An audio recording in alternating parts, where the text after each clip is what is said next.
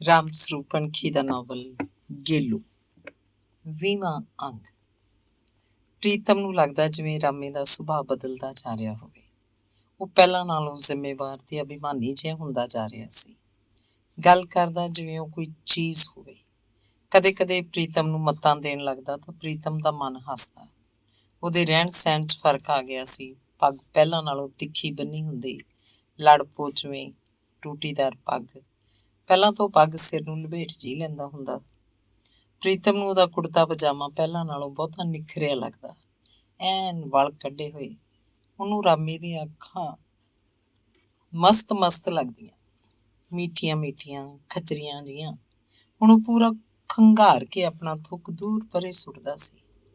ਨਛੱਤਰੋ ਇਹ ਦੇਖ ਕੇ ਹੈਰਾਨ ਜਿਹੀ ਰਹਿਣ ਲੱਗੀ ਜਦੋਂ ਉਹਨੂੰ ਪਤਾ ਲੱਗਿਆ ਕਿ ਪਰਮਜੀਤ ਲਖਬੀਰ ਦੇ ਕੱਪੜਿਆਂ ਨਾਲ ਰਾਮੇ ਦੇ ਕੱਪੜੇ ਵੀ ਧੋ ਦਿੰਦੀ ਹੈ। ਪਹਿਲਾਂ ਅਜਿਹਾ ਨਹੀਂ ਸੀ। ਪਹਿਲਾਂ ਤਾਂ ਰਾਮਾ ਆਪਣੇ ਕੱਪੜੇ ਆਪ ਧੋਂਦਾ ਹੁੰਦਾ। ਸੰਗਰੂਰੋਂ ਆ ਕੇ ਨਹਾਉਣ ਲੱਗਿਆ ਹੀ ਕੁੜਤਾ ਪਜਾਮਾ ਤੇ ਹੋਰ ਆਪਣੇ ਕੱਪੜੇ ਧੋ ਲੈਂਦਾ। ਬੁੜੀ ਦਾ ਦਿਲ ਕਿਸੇ ਅਕੈਬ ਭੈਣ ਨਾਲ ਬੈਠ ਜਾਂਦਾ ਜਦੋਂ ਦੇਖਦੀ ਬਹੂ ਰਾਮੇ ਦੀ ਧੋਤੀ ਹੋਈ ਪੱਗ ਨੂੰ ਕਿਵੇਂ ਤਿਆਂ ਮਾਰ ਮਾਰ ਰੱਖਦੀ ਹੈ। ਤੇ ਫਿਰ ਨਛੱਤਰੋ ਨੇ 2 ਵਾਰ ਆਪਣੇ ਅੱਖੀਂ ਪਰਮਜੀਤ ਨੂੰ ਸਬਾਤ ਚੋਂ ਉੱਠ ਕੇ ਗਾਂ ਵਾਲੇ ਛਤੜੇ 'ਚ ਜਾਂਦੀ ਵੇਖਿਆ ਸੀ। ਪਹਿਲੀ ਵਾਰ ਵੇਖਿਆ ਤਾਂ ਉਹਦਾ ਸਾਹ ਉੱਤੇ ਦਾ ਉੱਤੇ, ਥੱਲੇ ਦਾ ਥੱਲੇ ਅਟਕ ਕੇ ਰਹਿ ਗਿਆ, ਜਿਵੇਂ ਧਰਤੀ ਅਸਮਾਨ ਇੱਕ ਹੋ ਗਏ ਹੋਣ।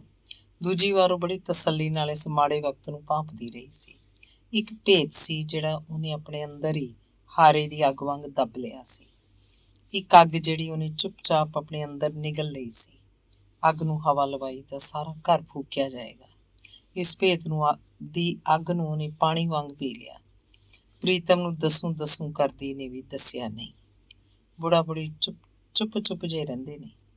ਪਤਾ ਨਹੀਂ ਕੀ ਗੱਲ। ਇੱਕ ਦਿਨ ਉਹ ਉੱਲਾ ਜਿਹਾ ਤਕਾ ਕੇ ਪਰਮਜੀਤ ਨੇ ਰਾਮੇ ਨੂੰ ਕਿਹਾ, ਕਿਸੇ ਗੱਲ ਦਾ ਪਤਾ ਨਾ ਲੱਗਿਆ ਹੋਵੇ। ਰਾਮਾ ਵੀ ਚਿੰਤਾਤੁਰ ਸੀ। ਕੀ ਕਰਾਂਗੇ ਫਿਰ? ਕੱਪੜਿਆਂ ਵਾਲਾ ਝੋਲਾ ਚੱਕੂ ਮੈਂ ਤੇ ਵਗ ਜੂ ਚੱਠਿਆਂ ਨੂੰ, ਹੋਰ ਕੀ। ਤੂੰ ਤਾਂ ਉੱਠ ਜਾਏਗਾ, ਮੈਂ ਪੱਟੀ ਜਾਊਂ, ਮੈਂ ਕਿੱਧਰ ਜਾਊਂ ਫਿਰ? ਨਾ ਬਾਬਾ, ਬਚ ਕੇ ਰਿਹਾ ਕਰੀਏ। ਹੁਣ ਹਾਪੜ ਕੇ ਖਾਣ ਵਾਲੀ ਗੱਲ ਤਾਂ ਰਹੀ ਨਹੀਂ। ਇੱਕ ਦਿਨ ਝੁੰਝਲਾ ਕੇ ਜੇ ਪਰ ਠਰਮੇ ਭਰੇ ਲਹਿਜੇ 'ਚ ਨਛੱਤਰੋ ਨੇ ਪ੍ਰੀਤਮ ਕੋਲ ਗੱਲ ਤੋਰੀ। ਹੁਣ ਤਾਂ ਆਪਾਂ ਇਹਨੂੰ ਤੋਰ ਹੀ ਦੇਈਏ। ਕੰਮ ਸਾਰਾ ਜਾਣ ਗਿਆ ਚੱਕੀ ਦਾ, ਜਾਵੇ ਆਪਣੇ ਮਾਂ ਪਿਓ ਕੋਲ। ਮੈਂ ਵੀ ਕਿੱਦਣ ਦਾ ਇਹੀ ਸੋਚੀ ਜਾਂਦਾ, ਅੱਜ ਆਖਦਾ ਇਹਨੂੰ। ਪ੍ਰੀਤਮ ਪਹਿਲਾਂ ਹੀ ਜਿਵੇਂ ਇਹੋ ਚਾਹੁੰਦਾ ਹੋਵੇ। ਨਾਲੇ ਹੜਬੋਕ ਹੋਇਆ ਫਿਰਦਾ। ਉਹਨਾਂ ਨੇ ਇਹਦਾ ਵਿਆਹ ਵੀ ਕਰਨਾ ਹੋਊ, ਨਛੱਤਰੋ ਆਖ ਰਹੀ ਸੀ। ਵਿਆਹ ਕਰਨ ਕੁਛ ਕਰਨ, ਆਪਾਂ ਤਾਂ ਕੇਰਾਂ ਟੁਕੜੇ ਪਾਤਾ। ਹੁਣ ਜਾਵੇ ਆਪਦੇ ਘਰ ਨੂੰ। ਦਿਆਲੂ ਦੀ ਅੱਖ ਹੀ ਨਹੀਂ ਮੁੜੀ। ਹੋ ਰਹੀ ਤਾਂ ਹੈ। ਨਛੱਤਰੋ ਅੰਦਰੋਂ ਕਿਧਰੋਂ ਹੋਰ ਸੀ। ਪਤੀ ਪਤਨੀ ਨੇ ਕੁਝ ਵੀ ਨਾ ਕਹਿ ਕੇ ਇੱਕ ਦੂਜੇ ਨੂੰ ਸਭ ਕੁਝ ਆਖ ਲਿਆ ਸੀ, ਸਭ ਸਮਝ ਲਿਆ ਸੀ। ਤੇ ਫਿਰ ਪ੍ਰੀਤਮ ਨੇ ਇੱਕ ਦਿਨ ਤੜਕੇ ਰਾਮੇ ਨੂੰ ਆਖਿਆ ਸੀ, ਮਹੀਨਾ ਪੂਰਾ ਕਰ ਲੈ, ਫਿਰ ਜਾ ਭਾਈ ਤੂੰ ਹੁਣ ਚੱਠਿਆਂ ਨੂੰ। ਇੱਥੇ ਸਾਰੀ ਉਮਰ ਥੋੜ੍ਹਾ ਬੈਠੇ ਰਹਿਣਾ। ਦਿਆਲੂ ਤਾਂ ਤੈਨੂੰ ਕਿੱਦਣ ਦੀ ਉਡੀਕਦੀ ਹੈ। ਰਾਮਾ ਇਹਨਾਂ ਸ਼ਬਦਾਂ ਨੂੰ ਕਿੱਦਣ ਦਾ ਉਡੀਕ ਰਿਹਾ ਸੀ। ਉਹਨੂੰ ਇਹ ਪਹਿਲਾਂ ਹੀ ਪਤਾ ਸੀ ਕਿ ਇੱਕ ਦਿਨ ਇੱਥੋਂ ਤੁਰ ਜਾਣ ਲਈ ਉਹਨੂੰ ਕਿਹਾ ਜਾਏਗਾ। ਉਹ ਬੋਲਿਆ ਤਾਂ, ਫਿਰ ਮਾਮਾ ਅੱਜ ਹੀ ਕਹਿ ਦਿਆਂ ਛਾਜਲੀ ਵਾਲਿਆਂ ਨੂੰ ਆਪਦਾ ਕੋਈ ਹੋਰ ਇੰਤਜ਼ਾਮ ਕਰ ਲੈਣਗੇ। ਹਾਂ ਕਹਿ ਦੀ। ਪ੍ਰੀਤਮ ਸੁਰਖਰੂ ਸੀ। ਮਾਮੇ ਦੀ ਆਖੀ ਗੱਲ ਤੋਂ ਬਾਅਦ ਉਸ ਬਿੰਦ ਜਿਵੇਂ ਉਹਦਾ ਦਿਲ ਉਖੜ ਗਿਆ, ਉਸੇ ਬਿੰਦ ਜਿਵੇਂ ਉਹਦਾ ਦਿਲ ਫਿਰ ਗਿਆ ਹੋਵੇ, ਉਸੇ ਬਿੰਦ ਜਿਵੇਂ ਉਹ ਚੱਠੀ ਪਹੁੰਚ ਗਿਆ ਹੋਵੇ, ਉਸੇ ਬਿੰਦ ਜਿਵੇਂ ਉਹਨੇ ਸੋਚਿਆ ਹੋਵੇ, ਇੱਥੇ ਬੜੁੱਖੀ ਉਹਦਾ ਕੀ ਹੈ। ਉਹਨੇ ਚੱਕੀ ਦਾ ਕੰਮ ਸਿੱਖ ਲਿਆ, ਹੁਣ ਜਾਵੇ ਆਪਣੇ ਮਾਪਿਆਂ ਕੋਲ। ਉੱਥੇ ਕਿਹੜਾ ਚੱਕੀਆਂ ਨਹੀਂ। ਪਰਮਜੀਤ ਇਹ ਤਾਂ ਉਹਨੂੰ ਜੱਫਾ ਮਾਰੀ ਬੈਠੀ ਹੈ, ਆਪਦਾ ਸਵਾਦ ਪੂਰਾ ਕਰਦੀ ਹੈ। ਕਿਹੜਾ ਪਿਆਰ ਹੈ ਇਹਦਾ। ਮਹੀਨੇ ਦੇ 4 ਦਿਨ ਬਾਕੀ ਰਹਿੰਦੇ ਸੀ। ਉਸ ਦਿਨ ਰਾਮਾ ਸੰਗਰੂਰ ਗਿਆ ਤਾਂ ਮੁੜ ਕੇ ਆਥਣ ਨੂੰ ਘਰ ਨਹੀਂ ਆਇਆ। ਮਾਮਾ ਮਾਮੀ ਉਹਨੂੰ ਉਡੀਕਦੇ ਰਹੇ। ਬਹੁਤਾ ਤਾਂ ਪਰਮਜੀਤ ਨੇ ਉਡੀਕਿਆ ਸੀ। ਉਹ ਕਿਸੇ ਦਿਨ ਇੰਝ ਸੰਗਰੂਰ ਹੀ ਰਹਿ ਪੈਂਦਾ ਸੀ ਜਦੋਂ ਕੰਮ ਦਾ ਬਹੁਤਾ ਜ਼ੋਰ ਹੁੰਦਾ। ਅੱਧੀ ਰਾਤ ਤੱਕ ਚੱਕੀ ਚੱਲਦੀ ਰਹਿੰਦੀ। ਲਾਲੇ ਸਾਰਾ ਪੀਣਾ ਕੱਢ ਕੇ ਇੰਜਣ ਬੰਦ ਕਰਦੇ ਸੀ। ਫਿਰ ਰਾਮਾ ਕਿਤੇ ਜਾਂਦਾ। ਲਾਲਿਆਂ ਦੇ ਘਰੋਂ ਆਈ ਰੋਟੀ ਖਾਂਦਾ ਤੇ ਉੱਥੇ ਕਿਧਰੇ ਮੰਜਾ ਬਿਸਤਰਾ ਵਿਛਾ ਕੇ ਪੈ ਜਾਂਦਾ। ਉਸ ਦਿਨ ਕੰਮ ਦਾ ਚਾਹੇ ਇੰਨਾ ਜ਼ੋਰ ਨਹੀਂ ਸੀ। ਪੀਣੇ ਤਾਂ ਦਿਨ ਖੜੇ ਹੀ ਮੁੱਕ ਗਏ, ਪਰ ਉਹਦਾ ਬੜੁੱਖੀ ਜਾਣ ਨੂੰ ਜੀਅ ਨਹੀਂ ਕੀਤਾ। ਉਹ ਬੜੁੱਖਿਆਂ ਵੱਲੋਂ ਉਦਾਸੀਨ ਹੋ ਚੁੱਕਿਆ ਸੀ। ਹੁਣ ਉਹਨੂੰ ਆਪਣਾ ਪਿੰਡ ਚੱਠੇ ਦਿਸਦਾ ਸੀ। ਦਿਆਲੂ ਤੇ ਬਦਰਾ ਦਿਸਦੇ ਸਨ। ਬਖਤੌਰੇ ਦੀ ਕੁੜੀ ਗੇਲੋ ਦਿਸਦੀ ਸੀ। ਗੇਲੋ ਨੂੰ ਉਹਨੇ ਮੁੜ ਕੇ ਕਦੇ ਨਹੀਂ ਦੇਖਿਆ ਸੀ। ਜਿਉਂ ਪਿਰਥੀਦਾਸ ਦੇ ਡੇਰਿਓਂ ਹਟਿਆ ਉਹ ਗਿੱਲੋ ਨੂੰ ਇੱਕ ਭੁੱਲ ਚੁੱਕੀ ਯਾਦ ਬਣ ਕੇ ਰਹਿ ਗਈ ਸੀ, ਜਿਵੇਂ ਉਸ ਕੁੜੀ ਨੂੰ ਜਾਣਦਾ ਹੀ ਨਾ ਹੋਵੇ। ਪਰ ਉਹ ਤਾਂ ਚੰਗੀ ਸੀ ਚਾਹੇ ਮਾੜੀ ਸੀ, ਉਹਦੇ ਅੰਦਰ ਕਿਧਰੇ ਵਸੀ ਹੋਈ ਸੀ। ਉਹਨੇ ਹਮੇਸ਼ਾ ਉਹਨੂੰ ਯਾਦ ਰੱਖਿਆ ਸੀ। ਪਰਮਜੀਤ ਭਾਬੀ ਚਾਹੇ ਉਹਦੇ ਹੱਡਾਂ 'ਚ ਪਾਰਾ ਬਣ ਕੇ ਰਚ ਗਈ ਸੀ, ਪਰਮਜੀਤ ਜਿਵੇਂ ਉਹਦੀ ਜ਼ਰੂਰਤ ਸੀ, ਜਾਂ ਉਹ ਪਰਮਜੀਤ ਭਾਬੀ ਦੀ ਜ਼ਰੂਰਤ ਸੀ। ਪਰ ਮਾਮੇ ਦਾ ਇੰਜ ਰੁੱਖੇ ਹੋ ਕੇ ਆਖਣਾ, ਮਹੀਨਾ ਪੂਰਾ ਕਰ ਲੈ ਫਿਰ ਭਾਈ ਜਾ ਤੂੰ ਚੱਠਿਆਂ ਨੂੰ, ਉਹਦੇ ਅੰਦਰ ਇੱਕ ਤਿੱਖੀ ਤੇਜ਼ ਛੁਰੀ ਵਾਂਗ ਲੈ ਗਿਆ ਸੀ। ਮਾਮੇ ਦੇ ਸ਼ਬਦਾਂ ਨੇ ਉਹਨੂੰ ਬੇਗਾਨਾ ਕਰਤਾ ਸੀ।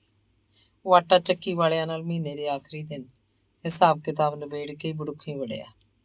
ਉਹਦਾ ਚਿਹਰਾ ਬਹੁਤ ਉਦਾਸ ਸੀ, ਅੱਖਾਂ ਡੁੱਬੀਆਂ ਹੋਈਆਂ, ਜਿਵੇਂ ਬਹੁਤ ਦੇਰ ਰੋਂਦਾ ਰਿਹਾ ਹੋਵੇ। ਇੰਜ ਘਰ ਵੜਿਆ ਜਿਵੇਂ ਕੋਈ ਰਿਸ਼ਤੇਦਾਰ ਪਹਿਲੀ ਵਾਰ ਆਇਆ ਹੋਵੇ। ਨਿੱਤ ਵਾਂਗ ਆ ਕੇ ਆਥਣ ਨੂੰ ਨਹਾਤਾ ਨਹੀਂ। ਮਾਮੀ ਨੇ ਰੋਟੀ ਦਿੱਤੀ, ਖਾ ਲਈ। ਉਹਨੇ ਮਾਮੇ ਨੂੰ ਹੌਲੀ ਜਿਹੀ ਦੱਸਿਆ ਕਿ ਉਹ ਛਾਜਲੀ ਵਾਲਿਆਂ ਨਾਲ ਆਪਣਾ ਹਿਸਾਬ ਕਿਤਾਬ ਮੁਕਾ ਆਇਆ, ਕੱਲ੍ਹ ਨੂੰ ਉਹ ਉਹਨਾਂ ਦੇ ਨਹੀਂ ਜਾਏਗਾ, ਕੱਲ੍ਹ ਸਵੇਰੇ ਉਹ ਚੱਠਿਆਂ ਨੂੰ ਤੁਰ ਜਾਏਗਾ। ਤੜਕੇ ਜਦੋਂ ਰਾਮਾ ਘਰੋਂ ਤੁਰਨ ਲੱਗਿਆ ਤਾਂ ਉਹਦੇ ਜਿੰਨੇ ਪੈਸੇ ਪ੍ਰੀਤਮ ਕੋਲ ਜਮ੍ਹਾਂ ਸੀ, ਪ੍ਰੀਤਮ ਨੇ ਗਿਣ ਕੇ ਉਹਨੂੰ ਨੋਟਾਂ ਦੀ ਥੈਲੀ ਫੜਾਤੀ। ਨੋਟ ਉਹਨੇ ਸੰਗਦਿਆਂ ਸ਼ਰਮਾਉਂਦਿਆਂ ਆਪਣੀ ਜੇਬ 'ਚ ਪਾਏ। ਨੋਟ ਖਾਸੇ ਸਨ, ਕੁਝ ਜੇਬ 'ਚ ਪਾ ਲਏ, ਕੁਝ ਖੀਸੇ 'ਚ।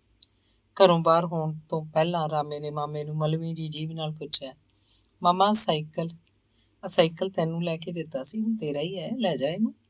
ਪ੍ਰੀਤਮ ਨੇ ਪਿਆਰ ਜਿਹੇ ਨਾਲ ਆਖਿਆ। ਉਹ ਘਰ ਦੇ ਬਾਹਰ ਅੱਗੇ ਖੜਾ ਸੀ। ਮਾਮੇ ਤੇ ਮਾਮੀ ਨੇ ਉਹਦਾ ਸਿਰ ਪਲੋਸਿਆ। ਉਹ ਖਾਸਾ ਉਦਾਸ ਸੀ, ਜਿਵੇਂ ਤੁਰਨਾ ਨਾ ਚਾਹੁੰਦਾ ਹੋਵੇ। ਵਿਦਾ ਹੋਣ ਤੋਂ ਪਹਿਲਾਂ ਇੱਕ ਬਿੰਦੂ ਪੂਰੀਆਂ ਅੱਖਾਂ ਖੋਲ ਕੇ ਘਰ ਦੇ ਅੰਦਰ ਝਾਕਿਆ। ਪਰਮਜੀਤ ਭਾਬੀ ਕਿਧਰੇ ਵੀ ਨਹੀਂ ਸੀ। ਅੰਗ 21। ਚੱਠੀ ਉਹ ਦੁਪਹਿਰ ਤੋਂ ਪਹਿਲਾਂ ਹੀ ਪਹੁੰਚ ਗਿਆ। ਉਹਨੂੰ ਘਰ ਵੜਦਾ ਦੇਖ ਕੇ ਦਿਆਲੋ ਤੇ ਬਦਰਾ ਪਹਿਲਾਂ ਤਾਂ ਖੁਸ਼ ਹੋਏ, ਫਿਰ ਹੈਰਾਨ ਹੋਣ ਲੱਗੇ। ਉਹ ਬੜੁੱਖਿਆਂ ਤੋਂ ਭੁੱਖਣ ਭਾਣਾ ਤੁਰਿਆ ਸੀ, ਬਸ ਇੱਕ ਚਾਹ ਦੀ ਘੁੱਟ ਪੀਤੀ ਸੀ, ਰੋਟੀ ਹਾਲੇ ਪੱਕਣ ਨਹੀਂ ਸੀ ਲੱਗੀ। ਲਖਵੀਰ ਤਾਂ ਉਦੋਂ ਤੱਕ ਸੁੱਤਾ ਹੀ ਪਿਆ ਸੀ। ਪਰਮਜੀਤ ਵੀ ਕੋਈ ਖਾਸ ਕੰਮ ਧੰਦਾ ਕਰਦੀ ਨਹੀਂ ਦਿਸਦੀ ਸੀ। ਰਾਮਾ ਰਾਤ ਵੀ ਨਹੀਂ ਨਹਾਤਾ ਸੀ, ਹੁਣ ਤੜਕੇ ਵੀ ਨਹੀਂ। ਮੰਜੇ ਤੋਂ ਉੱਠ ਕੇ ਪੰਪ ਤੇ ਕੁਰਲੀ ਕੀਤੀ, ਇੰਨੇ ਨੂੰ ਮਾਮੀ ਉਹਨੂੰ ਚਾਹ ਫੜਾ ਗਈ।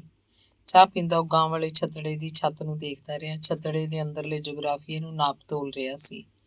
ਇਸੇ ਛੱਤੜੇ ਥੱਲੇ ਪਰਮਜੀਤ ਭਾਬੀ ਨੇ ਉਹਨੂੰ ਅੱਲੜ ਮਚੋਰ ਤੋਂ ਭਰ ਜਵਾਨ ਕੀਤਾ ਸੀ। ਉਹ ਛੱਤੜਾ ਹੁਣ ਉਹ ਹਮੇਸ਼ਾ ਲਈ ਛੱਡ ਕੇ ਜਾ ਰਿਹਾ। ਉਹਦਾ ਮਨ ਕਿਸੇ ਅਕਹਿ ਦੁੱਖ ਨਾਲ ਭਰ ਗਿਆ। ਉਹਦਾ ਬੈਠੇ ਬੈਠੇ ਦਾ ਸਰੀਰ ਜਿਵੇਂ ਮੋਮ ਵਾਂਗ ਪਿਘਲਦਾ ਜਾ ਰਿਹਾ ਹੋਵੇ। ਉਸ ਘਰ ਨੂੰ ਛੱਡਣਾ ਨਹੀਂ ਚਾਹੁੰਦਾ ਸੀ।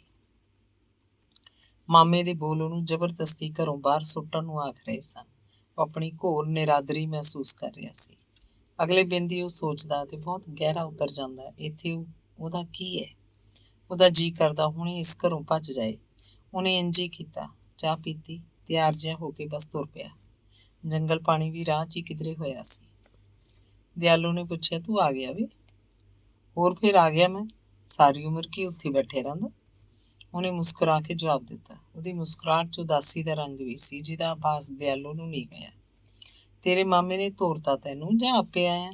ਬਦਰਾ ਚਿੰਤਾ ਭਰਿਆ ਸਵਾਲ ਪੁੱਛ ਬੈਠਾ। ਆਪੇ ਆਇਆ, ਮਾਮਾ ਤਾਂ ਕਹਿੰਦਾ ਸੀ ਰਹੀ ਜਾ ਇੱਥੇ ਹੀ। ਰਾਮਾ ਝੂਠ ਬੋਲ ਰਿਹਾ ਸੀ। ਚੱਲ ਚੰਗਾ, ਕੰਮ ਤਾਂ ਸਾਰਾ ਆ ਗਿਆ ਤੈਨੂੰ? ਬਦਰਾ ਪੁੱਛਣ ਲੱਗਿਆ। ਹਾਂ, ਮੈਂ ਤਾਂ ਮਾਮੇ ਨਾਲੋਂ ਵਾਧੂ ਆ ਹੁਣ। ਫਿਰ ਤਾਂ ਹੁਸ਼ਿਆਰ ਬਗਿਆ ਤੂੰ ਬਈ। ਚੰਗਾ, ਹੁਣ ਇੱਥੇ ਕਰੀ ਇਹੀ ਕੰਮ 'ਚ ਹੀ ਬਰਕਤ ਆ ਭਾਈ। ਚੱਠੀ ਨਹੀਂ ਤਾਂ ਹੋਰ ਕਿਸੇ ਪਿੰਡ ਮਿਲ ਜੂ ਕੰਮ ਤੈਨੂੰ। ਗੇੜਾ ਮਾਰ ਨੇੜੇ ਤੇੜੇ ਦੇ ਸਾਰੇ ਪਿੰਡੀ, ਜਿੱਥੇ ਜਿੱਥੇ ਚੱਕੀਆਂ ਨੇ ਉੱਥੇ ਹੁਣ ਤਾਂ ਪਿੰਡ ਪਿੰਡ ਘੁੱਗੂ ਬੋਲਦੇ ਆ, ਬਦਰੇ ਨੇ ਸੁਝਾਅ ਦਿੱਤਾ। ਦਿਆਲੋ ਉਹਦੇ ਲਈ ਰੋਟੀ ਟੁੱਕਦਾ ਕਰਨ ਲੱਗੀ। ਪਾਣੀ ਲੈ ਕੇ ਰਾਮਾ ਨਹਾਉਣ ਲੱਗਿਆ। ਰੋਟੀ ਖਾ ਕੇ ਵਿਹੜੇ 'ਚ ਬਕਰੈਣ ਥੱਲੇ ਸੌਂ ਗਿਆ, ਜਿਵੇਂ ਕਈ ਦਿਨਾਂ ਤੋਂ ਸੁੱਤਾ ਨਾ ਹੋਵੇ। ਸੂਰਜ ਛਿਪਣ ਵਾਲਾ ਸੀ, ਪਰ ਉਹ ਹਾਲੇ ਵੀ ਸੁੱਤਾ ਪਿਆ ਸੀ। ਮਾਂ ਨੇ ਉਹਨੂੰ ਚਾਹ ਨੂੰ ਨਹੀਂ ਆਖਿਆ। ਸੋਚਿਆ ਹੋਏਗਾ ਸੌਂ ਲੈਣ ਦੇ ਵਿਚਾਰੇ ਨੂੰ, ਬਗਾਨੇ ਪਿੰਡ ਕੀ ਪਤਾ ਚੱਜ ਨਾਲ ਸੌਂਦਾ ਵੀ ਹੋਏਗਾ ਜਾਂ ਨਹੀਂ। ਪਿਓ ਦੀ ਆਖਤ ਉਹ ਅਗਲੇ ਦਿਨ ਹੀ ਨਹਾ ਧੋ ਕੇ ਤਿਆਰ ਹੋਇਆ ਤੇ 2 ਰੋਟੀਆਂ ਖਾ ਕੇ ਸਾਈਕਲ ਚੁੱਕ ਲਿਆ। ਉਹ 2-3 ਪਿੰਡੀ ਗਿਆ। ਉਹਨਾਂ ਪਿੰਡਾਂ ਦੇ ਚੱਕੀ ਫਿੱਟਰ ਪੱਕੇ ਤੌਰ ਤੇ ਕੰਮ ਕਰ ਰਹੇ ਸੀ। ਇੱਕ ਬੁੱਢੇ ਚੱਕੀ ਫਿੱਟਰ ਨੇ ਉਹਨੂੰ ਦੱਸਿਆ ਸੀ ਕਿ ਰਾਮਗੜ੍ਹ ਵਾਲਿਆਂ ਦੀ ਚੱਕੀ ਵਾਸਤੇ ਉਹਨਾਂ ਨੂੰ ਬੰਦਾ ਚਾਹੀਦਾ। ਮੈਨੂੰ ਇੱਥੇ ਸੁਨੇਹਾ ਆਇਆ ਸੀ, ਉੱਥੇ ਪਤਾ ਕਰ ਲਵੇ। ਕੀ ਹੈ, ਹਾਲੇ ਉਹਨਾਂ ਨੇ ਕੋਈ ਨਵਾਂ ਬੰਦਾ ਨਾ ਰੱਖਿਆ ਹੋਏ। ਮਾਲਕ ਫੌਜੀ ਬੰਦਾ, ਜੱਟ ਹੈ, ਭਲਾ ਮਾਨਸ ਹੈ। ਅਗਲੇ ਦਿਨ ਰਾਮਾ ਰਾਮਗੜ੍ਹ ਗਿਆ। ਚੱਠਿਆਂ ਤੋਂ ਇਹ ਪਿੰਡ 3-3.5 ਮੀਲ ਸੀ।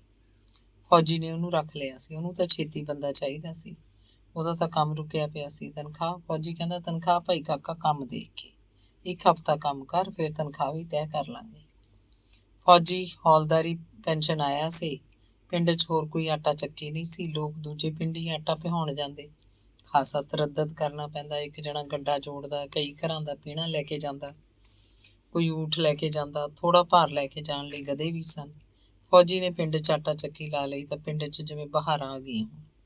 ਤੀਵੀਆਂ ਨੂੰ ਤਾਂ ਮੌਜ ਹੋ ਗਈ। ਫੌਜੀ ਦੀ ਨਿੱਕੀ ਆਟਾ ਚੱਕੀ ਚੱਲਦੀ ਦੇਖ ਕੇ ਜਵਾਕ ਚਾਬੜਾ ਪਾਉਂਦੇ। ਹੌਲਦਾਰ ਨੇ ਲੁਧਿਆਣੇ ਤੋਂ ਛੋਟਾ ਇੰਜਣ ਲਿਆਂਦਾ ਸੀ, ਚੱਕੀ ਵੀ ਛੋਟੇ ਪੱਥਰਾਂ ਦੀ। ਨਵਾਂ ਕੰਮ ਹੋਣ ਕਰਕੇ ਇਹ ਚੱਕੀ ਪੀਣਾ ਬਹੁਤ ਨਿਬੇੜਦੀ। ਰਾਮੇ ਲਈ ਇਹ ਛੋਟੀ ਚੱਕੀ ਨਵਾਂ ਤਜਰਬਾ ਸੀ।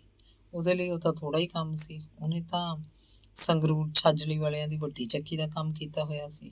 ਇਸ ਛੋਟੀ ਚੱਕੀ ਤੇ ਛੋਟੇ ਇੰਜਣ ਨੂੰ ਦੇਖ ਕੇ ਰਾਮਾ ਹੱਸਦਾ ਤੇ ਬਹੁਤ ਪ੍ਰੀਤ ਲਾ ਕੇ ਕੰਮ ਕਰਦਾ। ਫੌਜੀ ਨੂੰ ਪਸੰਦ ਸੀ, ਉਹਦਾ ਕੰਮ ਪਸੰਦ ਸੀ।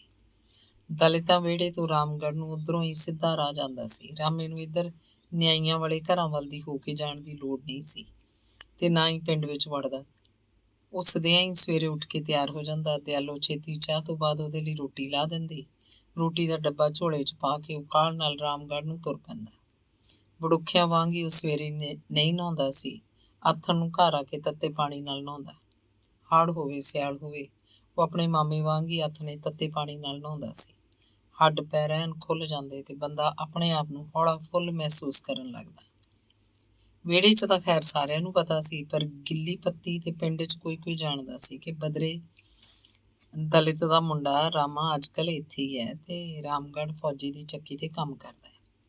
ਬਦਰਾ ਆਪਣੇ ਅੱਡੇ ਤੋਂ ਨਹੀਂ ਹਿਲਦਾ ਸੀ, ਕਦੇ ਮਸਾਂ ਹੀ ਪਿੰਡ ਦਾ ਗੇੜਾ ਮਾਰਦਾ। ਦਿਆਲੋ ਹੀ ਪਿੰਡ ਦੇ ਬਾਜ਼ਾਰ 'ਚ ਜਾ ਕੇ ਸੌਦਾ ਲਿਆਂਦੀ। ਫੌਜੀ ਅਸੂਲਾਂ ਦਾ ਪੱਕਾ ਸੀ। ਰਾਮੇ ਨੂੰ ਸਵੇਰੇ ਵਕਤ ਉੱਤੇ ਹਾਜ਼ਰ ਹੋਣਾ ਪੈਂਦਾ। ਹਾੜਾਂ ਵਿੱਚ 6 ਵਜੇ, ਸਿਆਲਾਂ 'ਚ 7 ਵਜੇ। ਉਹਨੂੰ ਵਕਤ ਉੱਤੇ ਛੁੱਟੀ ਹੁੰਦੀ। ਹਾੜਾਂ 'ਚ 7 ਵਜੇ, ਸਿਆਲਾਂ 'ਚ 6 ਵਜੇ। ਮਤਲਬ ਹਾੜਾਂ 'ਚ ਜਿੱਥੇ 13 ਘੰਟੇ ਦਾ ਕੰਮ ਸੀ, ਉੱਥੇ ਸਿਆਲਾਂ 'ਚ 11 ਘੰਟੇ ਦੀ ਹਾਜ਼ਰੀ ਸੀ। ਰਾਮਾ 15-20 ਮਿੰਟ ਵੀ ਲੇਟ ਨਹੀਂ ਹੋ ਸਕਦਾ ਸੀ। ਕਦੇ ਜੇ ਉਹ ਛੁੱਟੀ ਮਾਰ ਲੈਂਦਾ ਤਾਂ ਉਸ ਦਿਨ ਦੀ ਤਨਖਾਹ ਕੱਟੀ ਜਾਂਦੀ ਸੀ। ਫੌਜੀ ਪੇਸ਼ਗੀ ਪੈਸੇ ਕਦੇ ਨਹੀਂ ਦਿੰਦਾ ਸੀ, ਪਰ ਅਸੂਲਾਂ ਦਾ ਜੋ ਪੱਕਾ ਸੀ, ਕਦੇ ਪੀਣਾ ਬਹੁਤਾ ਪਿਆ ਹੁੰਦਾ ਤਾਂ ਓਵਰ ਟਾਈਮ ਦੇ ਪੈਸੇ ਦਿੰਦਾ। ਰਾਮੇ ਨੂੰ ਲੱਗਦਾ ਜਿਵੇਂ ਉਹ ਬੰਦਾ ਨਾ ਹੋਵੇ, ਕੋਈ ਮਸ਼ੀਨ ਹੋਵੇ। ਰਾਮਗੜ੍ਹ ਉਹਨੂੰ 1 ਸਾਲ ਬੀਤ ਗਿਆ। 1-2 ਮਹੀਨਿਆਂ ਤੋਂ ਇੱਥੋਂ ਛੱਡੂ ਕਰਦਾ ਸੀ। ਇੱਥੇ ਸੰਗਰੂਰ ਵਾਲੀ ਮੌਜ ਨਹੀਂ ਸੀ। ਛਾਜਲੀ ਵਾਲੇ ਬਾਣੀਏ ਖੁੱਲ੍ਹੇ ਸੁਭਾਅ ਦੇ ਮਾਲਕ ਸੀ। ਉਹਨਾਂ 'ਚ ਕੋਈ ਚੁਸਤੀ ਚਲਾਕੀ ਨਹੀਂ ਸੀ। ਉਹ ਸਵੇਰੇ ਜਦੋਂ ਮਰਜ਼ੀ ਜਾਂਦਾ ਸੀ। ਉਹ ਟੋਕਦੇ ਵਰਜਦੇ ਨਹੀਂ ਸੀ। ਆਥਣ ਨੂੰ ਬਸ ਇੰਨਾ ਸੀ ਕਿ ਸਾਰਾ ਪੀਣ ਮੁੱਕੇ ਤੋਂ ਹੀ ਆਉਣ ਦਿੰਦੇ। ਉਹਨੂੰ ਰਾਤ ਕੱਟਣੀ ਪੈ ਜਾਂਦੀ ਤਾਂ ਚੰਗਾ ਖਾਣ ਪੀਣ ਨੂੰ ਦਿੰਦੇ।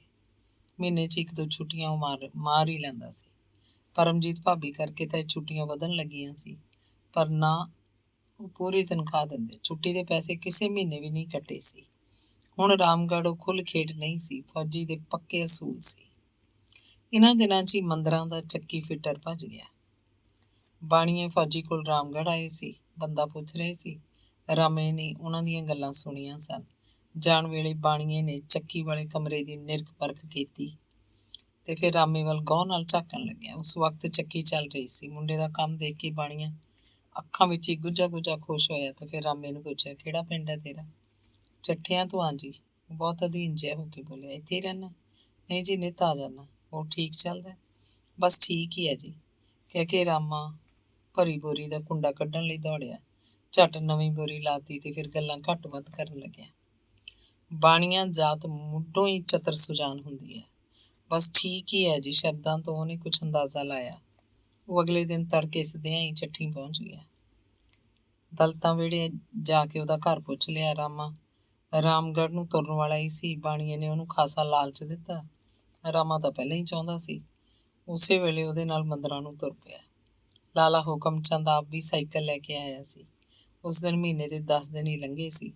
ਹੁਕਮ ਚੰਦ ਜਿਵੇਂ ਮੁੰਡੇ ਤੇ ਵਿਕਿਆ ਪਿਆ ਹੋਵੇ। ਕਹਿੰਦਾ, ਪੂਰੇ ਮਹੀਨੇ ਦੀ ਤਨਖਾਹ ਦਿਓ, ਤੂੰ ਤੁਰ ਪੈ ਬਸ। ਮੈਂ ਹੋਰ ਇੰਤਜ਼ਾਰ ਨਹੀਂ ਕਰ ਸਕਦਾ। 4 ਦਿਨਾਂ ਦਾ ਪੀਣਾ ਇਕੱਠਾ ਹੋਇਆ ਪਿਆ, ਅੱਧੀ ਰਾਤ ਤੱਕ ਨਿਬੇੜ ਲੈ ਆਪਾਂ। ਉਧਰ ਫੌਜੀ ਮੂੰਹ ਚੁੱਕ ਰਾਮੇ ਨੂੰ ਉਡੀਕ ਰਿਹਾ ਹੋਏਗਾ।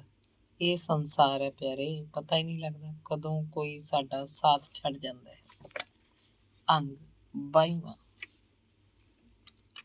ਮੰਦਰ ਚੱਠਿਆਂ ਤੋਂ ਪੂਰਾ 4 ਮੀਲ ਦੂਰ ਹੋਏਗਾ, ਪਰ ਰਾਮੇ ਲਈ ਕੋਈ ਖਾਸ ਵਾਟ ਨਹੀਂ ਸੀ। ਪਿੰਡ ਤੋਂ ਅੱਧ ਕੁ ਮੀਲ ਕੱਚਾ ਰਾਹ ਸੀ, ਫਿਰ ਸੂਆ ਆ ਜਾਂਦਾ। ਇਹ ਸੂਆ ਐਨ ਮੰਦਰਾਂ ਦੇ ਕੋਲ ਦੀ ਲੰਘਦਾ। ਸੂਏ ਦੀ ਪਟੜੀ ਸੜਕ ਵਰਗੀ ਸੀ। ਰਾਮਾ ਸਾਈਕਲ ਨੂੰ ਰੇਲ ਬਣਾ ਦਿੰਦਾ। ਹੁਕਮ ਚੰਦ ਵੀ ਸੰਗਰੂਰ ਵਾਲਿਆਂ ਵਾਂਗ ਖੁੱਲੇ ਸੁਭਾਅ ਦਾ ਮਾਲਕ ਸੀ। ਰਾਮਾ ਸਵੇਰੇ ਜਦੋਂ ਮਰਜ਼ੀ ਆਉਂਦਾ, ਉਹਨੂੰ ਕੋਈ ਰੋਕ ਟੋਕ ਨਹੀਂ ਸੀ। ਪਿੰਡ ਵੱਡਾ ਸੀ, ਖਾਸਾ ਪੀਣਾ ਆਉਂਦਾ, ਉਹ ਸਾਰਾ ਪੀਣ ਖਤਮ ਕਰਕੇ ਹੀ ਮੰਦਰਾਂ ਤੋਂ ਤੁਰਦਾ। ਚਾਹੇ ਖਾਸਾ ਹਨੇਰਾ ਪੈ ਚੁੱਕਿਆ ਹੁੰਦਾ, ਉਹ ਕੰਮ ਨਿਬੇੜ ਕੇ ਹੀ ਸਾਹ ਲੈਂਦਾ। ਰਾਮਾ ਛੁੱਟੀ ਨਹੀਂ ਕਰਦਾ ਸੀ। ਉਹਨੂੰ ਆਪਣੇ ਪਿੰਡ ਕਦੇ ਕੋਈ ਕੰਮ ਨਹੀਂ ਹੁੰਦਾ ਸੀ। ਉਹ ਤਾਂ ਬਿਮਾਰ ਠਮਾਰ ਵੀ ਕਦੇ ਨਹੀਂ ਹੁੰਦਾ ਸੀ। ਹੁਕਮ ਚੰਦ ਉਹ ਤੋਂ ਪੂਰਾ ਖੁਸ਼ ਸੀ। ਜਿਹੜੇ ਮਹੀਨੇ ਤਨਖਾਹ ਦੇ ਪੈਸੇ ਦਿੰਦਾ ਤੇ ਤਿਉਹਾਰ ਨੂੰ ਵੀ ਹੱਥ ਝਾੜਦਾ। ਘਰ ਕਬੀਲਦਾਰੀ 'ਚ ਪੈਸਿਆਂ ਦੀ ਲੋੜ ਪੈਂਦੀ ਤਾਂ ਹੁਕਮ ਚੰਦ ਪੇਸ਼ਗੀ ਪੈਸਿਆਂ ਨੂੰ ਜਵਾਬ ਨਹੀਂ ਦਿੰਦਾ ਸੀ। 1 ਸਾਲ ਲੰਘ ਗਿਆ, ਫਿਰ ਇੱਕ ਹੋਰ ਸਾਲ ਬੀਤ ਗਿਆ। ਬੁੜੀਆਂ ਉਹਦੇ ਆਟੇ ਤੋਂ ਰਾਜ਼ੀ ਰਹਿੰਦੀਆਂ। ਕਦੇ ਕਿਸੇ ਦਾ ਉਲਾਂਭਾ ਨਹੀਂ ਮਿਲਿਆ ਸੀ। ਹੁਕਮ ਚੰਦ ਦੀ ਮਸ਼ੀਨ ਤੇ ਪਸ਼ੂਆਂ ਲਈ ਦਾਣਾ ਵੀ ਪੀਆ ਜਾਂਦਾ।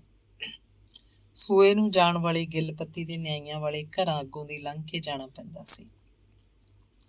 ਦਲਿਤਾਂ ਵਿਹੜੇ ਤੋਂ ਪਿੰਡ ਵੱਲ ਆ ਕੇ ਗਿੱਲ ਪੱਤੀ ਤੇ ਨਿਆਈਆਂ ਵਾਲੇ ਘਰ ਸ਼ੁਰੂ ਹੋ ਜਾਂਦੇ। ਪਹਿਲਾਂ ਬਖਤੌਰੇ ਦਾ ਘਰ ਆਉਂਦਾ, ਫਿਰ ਮੈਂਗਲ ਦਾ, ਫਿਰ ਗੁੱਜਰ ਮੱਲ ਦੀ ਮਸ਼ੀਨ, ਫਿਰ ਕੁਝ ਹੋਰ ਘਰ ਲੰਘ ਕੇ ਰਾਮੇ ਦਾ ਸਾਈਕਲ ਸੂਏ ਨੂੰ ਜਾਣ ਵਾਲੇ ਰਾਹ ਪੈ ਜਾਂਦਾ।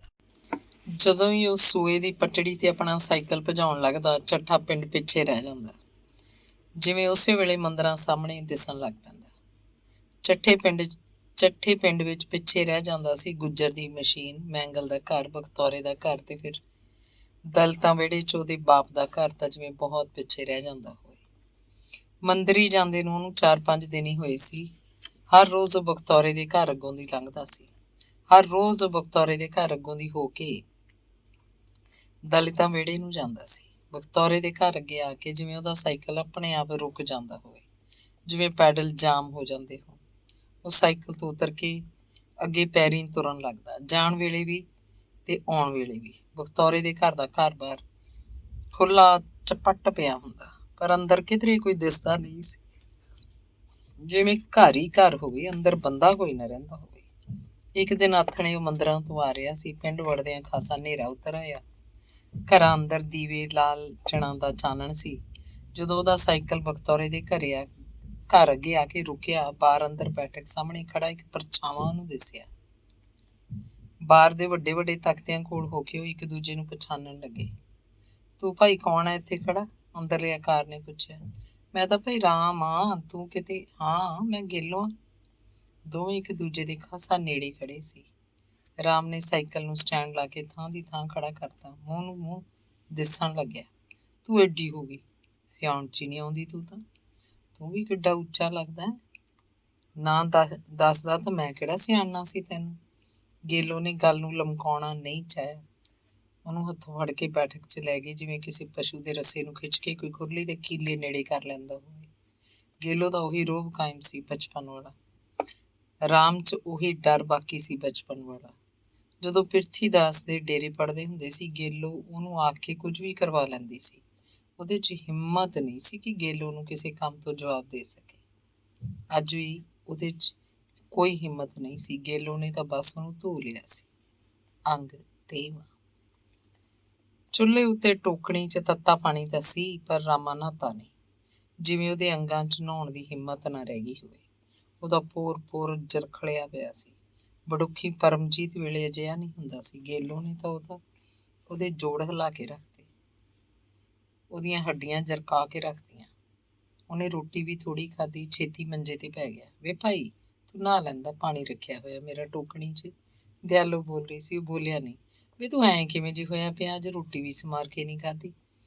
ਥਕੇਵਾਂ ਚੜਿਆ ਪਿਆ ਮਾਂ, ਕੰਮ ਬਹੁਤ ਸੀ ਅੱਜ ਉੱਥੇ। ਪਾਣੀ ਪਿਆ ਰਹਿਣ ਦੇ, ਤੜਕੇ ਨਹਾਊਂਗਾ ਹੁਣ ਤਾਂ ਨੀਂਦ ਆਉਂਦੀ ਹੈ। ਉਹ ਹੱਸਣ ਲੱਗੀ। ਤੜਕੇ ਨੂੰ ਇਹ ਪਾਣੀ ਕਿਤੇ ਪਿਆ ਰਹੂਗਾ? ਰੁੱਤ ਕਿਹੜੀ ਹੈ, ਤੜਕੇ ਨੂੰ ਹੋਰ ਤੱਤਾ ਹੋ ਜੂ। ਚੰਗਾ ਸੌਂ ਜਾ ਭਾਈ। ਪੈਂਦਿਆਂ ਹੀ ਇੱਕ ਵਾਰ ਤਾਂ ਉਹਨੂੰ ਨੀਂਦ ਆ ਗਈ।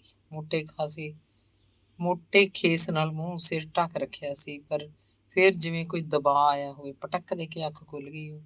ਉਹਨੇ ਮੂੰਹ ਤੋਂ ਖੇਸ ਪਰੋਂ ਵਗਾਹ ਮਾਰਿਆ, ਉੱਠ ਕੇ ਤੌੜੇ ਦਾ ਪਾਣੀ ਪੀਤਾ। ਫਿਰ ਉਹਨੂੰ ਨੀਂਦ ਆਈ। ਉਸ ਰਾਤ ਵੀ ਉਹਨੂੰ ਨੀਂਦ ਨਹੀਂ ਆਈ ਸੀ, ਜਦੋਂ 4-5 ਸਾਲ ਪਹਿਲਾਂ ਡੇਰਿਓਂ ਪੜ੍ਹ ਕੇ ਆਉਂਦਿਆਂ ਗੇਲੋ ਨੇ ਉਹਦੇ ਨਾਲ ਗੱਲ ਕੀਤੀ ਸੀ। ਬਸ ਉਸੇ ਤਰ੍ਹਾਂ ਅੱਜ ਬਾਹੋਂ ਧੂ ਕੇ ਗੇਲੋ ਨੇ ਉਹਨੂੰ ਬੈਠਕ ਅੰਦਰ ਕਰ ਲਿਆ। ਉਸ ਦਿਨ ਵੀ ਉਹਦੇ ਉੱਤੇ ਕੋਈ ਟੂਣਾ ਜਿਹਾ ਹੋਇਆ ਸੀ। ਉਹਦੇ ਅੱਖਾਂ ਉਹਦੇ ਅੱਗੇ ਅੱਖਾਂ ਮੀਟ ਕੇ ਖੜ ਗਿਆ ਸੀ। ਅੱਜ ਵੀ ਇੱਕ ਟੂਣਾ ਜਿਹਾ ਸੀ। ਉਹਨੇ ਉਵੇਂ ਹੀ ਕੀਤਾ ਸੀ। ਵੱਡੇ ਤੜਕੇ ਜਾ ਕੇ ਕਿਤੇ ਉਹਨੂੰ ਨੀਂਦ ਆਈ। ਕਿੰਨੀ ਗੂੜੀ ਨੀਂਦ 'ਚ ਸੀ ਕਿ ਗੁਰਦੁਆਰੇ ਦਾ ਭਾਈ ਜੀ ਬੋਲ ਪਿਆ। ਉਹ ਕਿੰਨੀ ਗਹਿਰੀ ਨੀਂਦ 'ਚ ਡੁੱਬਿਆ ਹੁੰਦਾ, ਭਾਈ ਜੀ ਦੇ ਪਹਿਲੇ ਬੋਲ ਨਾਲ ਹੀ ਮੰਜਾ ਛੱਡ ਦਿੰਦਾ। ਭਾਈ ਜੀ ਦੇ ਬੋਲਾਂ ਨਾਲ ਪਿੰਡ 'ਚ ਜਾਨ ਪੈਣ ਲੱਗਦੀ। ਬੁੜੀਆਂ ਰੂੜੀਆਂ ਉੱਤੇ ਹੋ ਆਉਂਦੀਆਂ, ਬੰਦੇ ਨਿਆਈਆਂ 'ਚ ਜਾਣ ਲੱਗਦੇ ਤੇ ਫਿਰ ਇੱਕ ਭੈ ਗ੍ਰਸਤ ਸਿਲਸਿਲਾ। ਉਹਨਾਂ ਨੇ ਕਦੇ ਬਹਿ ਕੇ ਗੱਲਾਂ ਨਹੀਂ ਕੀਤੀਆਂ ਸੀ, ਜਿਵੇਂ ਇਸੇ ਕੰਮ ਨੂੰ ਮਿਲਦੇ ਹੋਣ। ਉਹਨਾਂ ਨੂੰ ਕਿਸੇ ਦਾ ਵੀ ਡਰ ਨਹੀਂ ਸੀ, ਪਰ ਜਿਵੇਂ ਕਿਣਕਾ ਕਿਣਕਾ ਉਹਨਾਂ ਦਾ ਵੈਰੀ ਹੋਵੇ। ਕੋਈ ਤੂਫਾਨ ਵੀ ਉਹਨਾਂ ਲਈ ਖੇਡ ਸੀ, ਪਰ ਜਿਵੇਂ ਸੁੱਕੇ ਪੱਤੇ ਦਾ ਖੜਾਕ ਵੀ ਮੌਤ ਦਾ ਸੁਨੇਹਾ ਹੋਵੇ। ਰਾਮਾ ਮੂੰਹ ਹਨੇਰੀ ਪਿੰਡੋਂ ਤੁਰ ਪੈਂਦਾ। ਮਾਂ ਨੂੰ ਆਖਦਾ, ਹੁਕਮੀ ਕਹਿੰਦਾ ਸਦੇਹਾ ਆਇਆ ਕਰ ਸੂਰਜ ਚੜ੍ਹਨ ਤੋਂ ਪਹਿਲਾਂ। ਉਧਰ ਮੰਦਰਾਂ ਤੋਂ ਦਿਨ ਛਿਪੇ ਤੁਰਦਾ ਤੇ ਮੂੰਹ ਹਨੇਰੇ ਪਿੰਡ ਵੜਦਾ। ਮਾਂ ਆਖਦੀ, ਦਿਨ ਖੜੇ ਕਿਉਂ ਨਹੀਂ ਆਉਂਦਾ? ਕੀੜੇ ਪਤੰਗੇ ਦੀ ਰੁੱਤ ਹੈ, ਰੋਟੀ ਸੂਤ ਵੇਲੇ ਖਾਧੀ ਜਾਂਦੀ ਹੈ। ਜਵਾਬ ਦਿੰਦਾ, ਕੀ ਕਰਾਂ ਮਾਂ, ਪੀਣਾ ਬਹੁਤ ਹੁੰਦਾ। ਹੁਕਮੀ ਕਹਿੰਦਾ, ਮੁਕਾ ਕੇ ਜਾ। ਗੱਲ ਇਹ ਸੀ ਕਿ ਆਥਣ ਵੇਲੇ ਜੇ ਬਖਤੌਰਾ ਤੇ ਬਚਿੱਤਰ ਖੇਤੋਂ ਨਾ ਮੁੜੇ ਹੁੰਦੇ, ਹਨੇਰਾ ਹੋ ਚੁੱਕਿਆ ਹੁੰਦਾ। ਗੇਲੋ ਬਾਰ ਉੱਤੇ ਆ ਕੇ ਉਹਨੂੰ ਉਡੀਕਣ ਲੱਗ ਪੈਂਦੀ। ਅਸਲ 'ਚ ਉਹ ਰਾਮੇ ਨੂੰ ਉਡੀਕ ਰਹੀ ਹੁੰਦੀ। ਰਾਮੇ ਲਈ ਇਹ ਪੱਕਾ ਸੰਕੇਤ ਸੀ ਕਿ ਜੇ ਗੇਲੋ ਬਾਰ 'ਚ ਖੜੀ ਹੈ ਤੇ ਇਹਦਾ ਮਤਲਬ ਹੈ ਕਿ ਉਹਦਾ ਬਾਪੂ ਤੇ ਵੀਰਾ ਹਾਲੇ ਖੇਤੋਂ ਨਹੀਂ ਆਏ। ਉਸੇ ਬਿੰਦ ਸਾਈਕਲ ਨੂੰ ਸਟੈਂਡ ਲਾਉਂਦਾ ਬੈਠਕ ਅੰਦਰ ਜਾ ਵੜਦਾ। ਸਵੇਰ ਵੇਲੇ ਮੂੰਹ ਹਨੇਰੇ ਦੂਜੀਆਂ ਬੁੜੀਆਂ ਕੁੜੀਆਂ ਵਾਂਗੂ ਪਾਣੀ ਦੀ ਗੜਵੀ ਲੈ ਕੇ ਰੂੜੀਆਂ ਉੱਤੇ ਜਾਂਦੀ ਸੀ। ਅਸਲ 'ਚ ਉਹ ਨਿਆਈਆਂ ਦੀਆਂ ਰੂੜੀਆਂ ਤੋਂ ਪਰਾਂ ਦੂਰ ਨਿਕਲ ਜਾਂਦੀ। ਪਿੰਡ ਤੋਂ ਸੂਏ ਤੱਕ ਕੱਚੇ ਰਾਹ ਤੇ ਦੋਵੇਂ ਪਾਸੇ ਫਸਲਾਂ ਦਾ ਓਹਲਾ ਹੁੰਦਾ। ਇੰਨੇ ਨੂੰ ਰਾਮਾ ਆ ਜਾਂਦਾ। ਕਦੇ ਜੇ ਉਹ ਨਾ ਟੱਕਰਦੇ ਤਾਂ ਵੀ ਕੀ ਸੀ, ਪਰ ਗੇਲੋ ਦਾ ਨਿਤਨੇਮ ਜਾਰੀ ਰਹਿੰਦਾ। ਗਿੱਲ ਪੱਤੀ ਦੀਆਂ ਨਿਆਈਆਂ ਤੋਂ ਸੂਏ ਤੱਕ ਜਾਂਦੇ ਕੱਚੇ ਰਾਹ ਉੱਤੇ ਵਿਚਾਲੇ ਜਿਹੇ ਰਾਹ ਤੋਂ ਥੋੜ੍ਹਾ ਹਟ ਕੇ ਬਾਬਾ ਭਿੰਡੀ ਦਾਸ ਦੀ ਕੁਟੀਆ ਸੀ। ਨਾਂ ਤਾਂ ਉਹਦਾ ਪਿੰਡੀ ਦਾਸ ਸੀ, ਪਰ ਪਿੰਡ ਦੇ ਲੋਕਾਂ ਨੇ ਭਿੰਡੀ ਦਾਸ ਹੀ ਪਕਾ ਲਿਆ। ਬਾਬਾ ਸਵੇਰੇ ਭਾਈ ਜੀ ਦੇ ਪਹਿਲੇ ਬੋਲ ਨਾਲ ਜਾਗ ਉੱਠਦਾ, ਫਿਰ ਬਿਨਾਂ ਕੁਝ ਖਾਧੇ ਪੀਤੇ ਕੁਟੀਆ ਤੋਂ ਬਾਹਰ ਹੋ ਜਾਂਦਾ। ਆਮ ਤੌਰ ਤੇ ਸੂਏ ਦੀ ਪਟੜੀ ਪੈ ਕੇ ਦੂਰ ਤੱਕ ਤੁਰਿਆ ਹੀ ਜਾਂਦਾ। ਖਾਸਾ ਦਿਨ ਚੜੇ ਵਾਪਸ ਕੁਟੀਆ 'ਚ ਆਉਂਦਾ ਕਿ ਖੂਹੀ ਤੋਂ ਤਾਜ਼ੇ ਪਾਣੀ ਨਾਲ ਨਹਾਉਂਦਾ, ਫਿਰ ਚਾਹ ਕਰਕੇ ਪੀਂਦਾ। ਚਾਹ ਪੀ ਕੇ ਪਿੰਡ ਵਿੱਚ ਗਜੇ ਨੂੰ ਤੁਰ ਪੈਂਦਾ। ਰੋਟੀਆਂ ਤੇ ਦੁੱਧ ਦਾ ਗਜਾ ਕਰਦਾ, ਇੱਕੋ ਵੇਲੇ ਰੋਟੀ ਖਾਂਦਾ, ਰਾਤ ਨੂੰ ਦੁੱਧ ਤੱਤਾ ਕਰਕੇ ਪੀ ਲੈਂਦਾ। ਬਸ। ਬਾਬਾ ਭਿੰਡੀ ਦਾਸ ਰਾਜਸਥਾਨ ਤੋਂ ਕਦੇ ਇੱਥੇ ਆਇਆ ਸੀ, ਉਦੋਂ ਤੋਂ ਇੱਥੇ ਹੀ ਸੀ। ਕਦੇ ਕਿਸੇ ਨੇ ਉਹਦੀ ਮਾੜੀ ਚੰਗੀ ਗੱਲ ਨਹੀਂ ਸੁਣੀ ਸੀ। ਦਰਵੇਸ਼ ਆਦਮੀ ਸੀ, ਸਾਊ ਸੁਭਾਅ, ਅਸਲੀ ਅਰਥਾਂ 'ਚ ਉਹ ਸਾਧੂ ਸੀ। ਉਹਨੇ ਕੁਟੀਆ ਨੂੰ ਕਦੇ ਜਿੰਦਾ ਨਹੀਂ ਲਾਇਆ। ਜਿੰਦਾ ਉਹਦੇ ਕੋਲ ਹੈ ਹੀ ਨਹੀਂ ਸੀ। ਕੁੱਤੇ ਬਿੱਲੀ ਦੇ ਡਰ ਤੋਂ ਸਿਰਫ ਤਖਤਿਆਂ ਨੂੰ ਕੁੰਡਾ ਲਾ ਦਿੰਦਾ। ਉਹਦੀ ਕੁਟੀਆ ਅੰਦਰ ਚੋਰੀ ਕਰਨ ਵਾਲੀ ਕੋਈ ਖਾਸ ਚੀਜ਼ ਨਹੀਂ ਸੀ। ਰਾਮਾ ਤੇ ਗੇਲੋ ਕਦੇ ਕੁਟੀਆ 'ਚ ਵੀ ਮਿਲਦੇ। ਉਹਨਾਂ ਦੇ ਉੱਥੇ ਜਾਣ ਨਾਲ ਕੁਟੀਆ ਅਪਵਿੱਤਰ ਨਹੀਂ ਹੁੰਦੀ ਸੀ। ਉਹ ਤਾਂ ਸਗੋਂ ਹੱਸ ਕੇ ਆਖਦੇ, ਚੱਲ ਅੱਜ ਬਾਬੇ ਦੀ ਕੁਟੀਆ ਪਵਿੱਤਰ ਕਰਦੇ ਆ। ਇੱਕ ਦਿਨ ਖਾਸਾ ਸੰਧਿਆ ਉਹ ਬਾਬੇ ਦੀ ਕੁਟੀਆ 'ਚ ਆ ਗਈ। ਬਾਬਾ ਤਾਂ ਕਦੋਂ ਦਾ ਉੱਥੇ ਨਹੀਂ ਸੀ। ਕੁਟੀਆ ਅੰਦਰ ਇੱਕੋ ਮੰਜਾ ਸੀ, ਜਿਸ ਤੇ ਗਧੈਲਾ ਵਿਛਿਆ ਰਹਿੰਦਾ। ਲਾਲ ਰੰਗ ਦਾ ਗਧੈਲਾ ਬਹੁਤ ਪੁਰਾਣਾ ਲੱਗਦਾ ਸੀ, ਕਦੇ ਕਿਸੇ ਨੇ ਝਾੜ ਕੇ ਵੀ ਨਹੀਂ ਵਿਛਾਇਆ ਹੋਏਗਾ। ਰਾਮੇ ਨੇ ਆਪਣਾ ਸਾਈਕਲ ਕੁਟੀਆ ਦੇ ਓਹਲੇ ਕੀਤਾ ਹੋਇਆ ਸੀ। ਰਾਹ ਜਾਂਦੇ ਬੰਦੇ ਦੀ ਨਿਗਾਹ ਨਹੀਂ ਪੈਂਦਾ ਸੀ। ਸਾਈਕਲ ਉਹ ਮੰਜੇ ਉੱਤੇ ਬੈਠੇ ਬੈਠੇ ਗੱਲੀਂ ਪੈ ਗਏ। ਤੂੰ ਇੱਥੇ ਨਾਨਕਿਆਂ ਤੋਂ ਕਦੋਂ ਆ ਗਿਆ ਸੀ? ਮੈਨੂੰ ਤਾਂ ਸਾਲ ਤੋਂ ਉੱਤੇ ਹੋ ਗਿਆ। ਫਿਰ ਪਹਿਲਾਂ ਕਿਉਂ ਨਹੀਂ ਮਿਲਿਆ ਕਦੇ? ਕਿੱਥੇ ਰਹਿੰਦਾ ਸੀ ਤੂੰ? ਬੜੁੱਖਿਆਂ ਤੋਂ ਆ ਕੇ ਮੈਂ ਰਾਮਗੜ੍ਹ ਜਾਣ ਲੱਗ ਪਿਆ। ਉੱਥੇ ਫੌਜੀ ਦੀ ਚੱਕੀ ਤੇ ਸੀ। ਘਰੋਂ ਉੱਧਰ ਹੀ ਨਿਕਲ ਜਾਂਦਾ, ਇੱਧਰ ਤੁਹਾਡੇ ਘਰ ਕੰਨੀ ਆਉਣ ਦੀ ਲੋੜ ਹੀ ਨਹੀਂ ਸੀ। ਮੈਨੂੰ ਤਾਂ ਤੇਰੀ ਲੋੜ ਸੀ, ਤੂੰ ਕਿਉਂ ਨਾ ਆਇਆ ਇੱਧਰ? ਤੈਨੂੰ ਨਹੀਂ ਸੀ ਲੋੜ। ਉਹ ਚੁੱਪ ਬੈਠਾ ਕੁਟੀਆ ਦੀ ਛੱਤ ਵੱਲ ਝਾਕ ਰਿਹਾ ਸੀ। ਬੋਲ, ਦੇ ਜਵਾਬ, ਤੈਨੂੰ ਨਹੀਂ ਸੀ ਲੋੜ ਮੇਰੀ। ਗੇਲੋ ਨੇ ਉਹਦੇ ਮੋਢੇ ਨੂੰ ਹੱਥ ਲਾਇਆ। ਹੈਗੀ ਸੀ। ਰਾਮੇ ਦੀਆਂ ਅੱਖਾਂ ਥੱਲੇ ਉਤਰ ਆਈਆਂ। ਫੇਰ ਕਿੱਥੇ ਰਿਹਾ ਇੰਨਾ ਚਿਰ? ਤੂੰ ਕਿਹੜਾ ਮਿਲੀ ਸੀ ਮੈਨੂੰ? ਮੈਨੂੰ ਤੇਰਾ ਪਤਾ ਹੁੰਦਾ ਫੇਰ ਹੀ ਆਉਂਦੀ ਤੇਰੇ ਕੋਲ। ਮੈਂ ਤਾਂ ਤੈਨੂੰ ਬੜੁੱਖੀ ਭੇਜੀ ਬੈਠੀ ਹਾਂ। ਚੱਲ ਛੱਡ, ਹੁਣ ਤੱਕ ਤੇਰਾ ਵਿਆਹ ਕਿਉਂ ਨਹੀਂ ਹੋਇਆ? ਬਤਾਰੂ ਜੀ ਬਣੀ ਫਿਰਦੀ ਆ। ਕਿਉਂ? ਐਡੀ ਕਿੱਡੀ ਕਿਉਂ ਆ ਮੈਂ? ਤੂੰ ਮੈਥੋਂ 2 ਸਾਲ ਹੀ ਛੋਟਾ ਹੈ ਤੇ ਮੈਂ ਕਿਤੇ ਛੋਟਾ ਹੂੰ? ਨਹੀਂ ਵੇ, ਮੇਰੇ ਨਾਲੋਂ ਛੋਟਾ। ਤੇਰਾ ਵਿਆਹ ਤੇਰੇ ਨਾਲ ਹੋ ਗਿਆ ਬਸ। ਹੁਣ ਤਾਂ ਤੂੰ ਹੀ ਹੈ ਮੇਰਾ ਚੰਨ ਮਾਈ। ਗੇਲੋ ਨੇ ਉਹਦੀ ਠੋਡੀ ਤੇ ਉਂਗਲ ਧਰੀ। ਮੇਰੇ ਨਾਲ ਤੇਰਾ ਵਿਆਹ ਕਿਵੇਂ ਹੋ ਜੂ? ਰਾਮਾ ਉਹਦੇ ਵੱਲ ਉਦਾਸ ਅੱਖਾਂ ਨਾਲ ਝਾਕਿਆ। ਕਿਉਂ? ਮੈਂ ਦਲਿਤ, ਤੂੰ ਜੱਟਾਂ ਦੀ ਕੁੜੀ, ਇਹ ਹੋ ਹੀ ਨਹੀਂ ਸਕਦਾ। ਹੋ ਕਿਉਂ ਨਹੀਂ ਸਕਦਾ? ਕਿਵੇਂ? ਤੂੰ ਮੈਨੂੰ ਲੈ ਕੇ ਨਿਕਲ ਜਾ ਕਿਧਰੇ, ਉੱਥੇ ਆਪਾਂ ਮੌਜਾਂ ਨਾਲ ਰਹਾਂਗੇ। ਐਂ ਕਿੱਧਰ ਲੈ ਜਾ ਤੈਨੂੰ? ਪਤਾ ਲੱਗੇ ਤਾਂ ਜੱਟ ਮਾਰ ਦੇਣਗੇ ਮੈਨੂੰ। ਤੈਨੂੰ ਕੋਈ ਕੁਛ ਨਹੀਂ ਕਰ ਸਕਦਾ ਜਦੋਂ ਮੈਂ ਨਾਲ ਹੋਊਂਗੀ ਤੇਰੇ। ਆਪਾਂ ਐਡੀ ਦੂਰ ਕਿਧਰੇ ਜਾ ਕੇ ਰਹਾਂਗੇ ਜਿੱਥੇ ਪਤਾ ਵੀ ਨਹੀਂ ਲੱਗਣਾ ਕਿਸੇ ਨੂੰ। ਤੈਨੂੰ ਲੈ ਕੇ ਤਿੱਤਰ ਬਣ ਜਾਵਾਂ, ਕਿਹੜਾ ਸਾਲਾ ਪੈੜ ਕੱਢ ਲੂ, ਤੂੰ ਹਿੰਮਤ ਕਰ। ਨਾ, ਇਹ ਮੈਂ ਨਹੀਂ ਕਰ ਸਕਦਾ। ਵਾਹ ਵੇ, ਦਲਿਤ ਹੀ ਰਹਿ ਗਿਆ ਨਾ, ਹੁੰਦਾ ਕੋਈ ਜੱਟ। ਇਹੀ ਤਾਂ ਪੰਗਾ ਹੈ ਵੀ ਜੱਟ ਨਹੀਂ ਮੈਂ। ਤੇ ਫਿਰ ਗੇਲੋ ਦੱਸਣ ਲੱਗੀ, ਬਾਪੂ ਕਈ ਥਾਂ ਜਾ ਕੇ ਆਇਆ ਮੇਰੀ ਖਾਤਰ। ਪਤਾ ਨਹੀਂ ਉਹਦੇ ਕੋਈ ਮੁੰਡਾ ਹੀ ਪਸੰਦ ਕਿਉਂ ਨਹੀਂ ਆਉਂਦਾ। ਖਬਰੇ ਕੀ ਭਾਲਦਾ ਬਾਪੂ। ਤੂੰ ਭਾਬੀ ਨੂੰ ਆਖ। ਕਿਉਂ, ਮੈਂ ਕਿਉਂ ਆਖਾਂ? ਵੀਰੇ ਨੂੰ ਆਪ ਨਹੀਂ ਦਿੰਦਾ। ਪਰ ਭਾਬੀ ਤੇ ਵੀਰਾ ਕਦੇ ਗੱਲ ਕਰਦੇ ਨਹੀਂ ਦੇਖੇ ਮੈਂ। ਜਿਵੇਂ ਮੈਨੂੰ ਮੰਗਣਾ ਵਿਆਹੁਣਾ ਬਾਪੂ ਦਾ ਕੰਮ ਹੀ ਹੈ। ਹੁਣ ਤਾਂ ਤੂੰ ਜਮਾ ਵਿਆਹ ਦੀ ਲੈ ਕੇ ਐ ਨਸੂੜੀ ਵਾਂਗੂ। ਮੈਂ ਤਾਂ ਹੁਣ ਬਸ ਤੇਰੇ ਜੋਗੀ ਰਹਿ ਗਈ। ਹਾਏ ਮੇਰੀ ਨਸੂੜੀ। ਰਾਮੇ ਨੇ ਉਹਨੂੰ ਸਾਰੀ ਦੀ ਸਾਰੀ ਨੂੰ ਆਪਣੀ ਵੱਖੀ ਨਾਲ ਘੁੱਟ ਲਿਆ।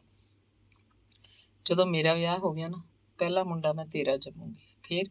ਫੇਰ ਬਸ ਉਸੇ ਦਾ ਮੂੰਹ ਦੇਖ ਦੇਖ ਜ਼ਿੰਦਗੀ ਗੁਜ਼ਾਰ ਦੂੰਗੀ ਸਾਰੀ। ਬਾਪੂ ਬੇਬੇ ਹੁਣ ਤਾਂ ਮੈਨੂੰ ਵੀ ਵਿਆਹੁਣ ਨੂੰ ਫਿਰਦੇ ਐ। ਅਖੇ ਕੰਮ ਤੇ ਲੱਗਿਆ ਹੋਇਆ, ਵਿਆਹ ਕਰਦੇ ਆ ਤੇਰਾ। ਬਹੂ ਆਜੂਗੀ, ਅਖੇ ਸਾਂਭੋ ਹੁਣ ਕਬੀਲਦਾਰੀ। ਕਰਾ ਲਾ ਫਿਰ, ਮੈਂ ਤੈਨੂੰ ਕਦੋਂ ਰੋਕਦੀ ਆ। ਨਹੀਂ, ਜਿੰਨਾ ਚਿਰ ਤੂੰ ਇੱਥੇ ਐ ਮੈਂ ਵਿਆਹ ਨਹੀਂ ਕਰਾਉਂਦਾ। ਮੇਰੀ ਸਹੁੰ ਖਾਧੀ ਹੋਈ ਹੈ।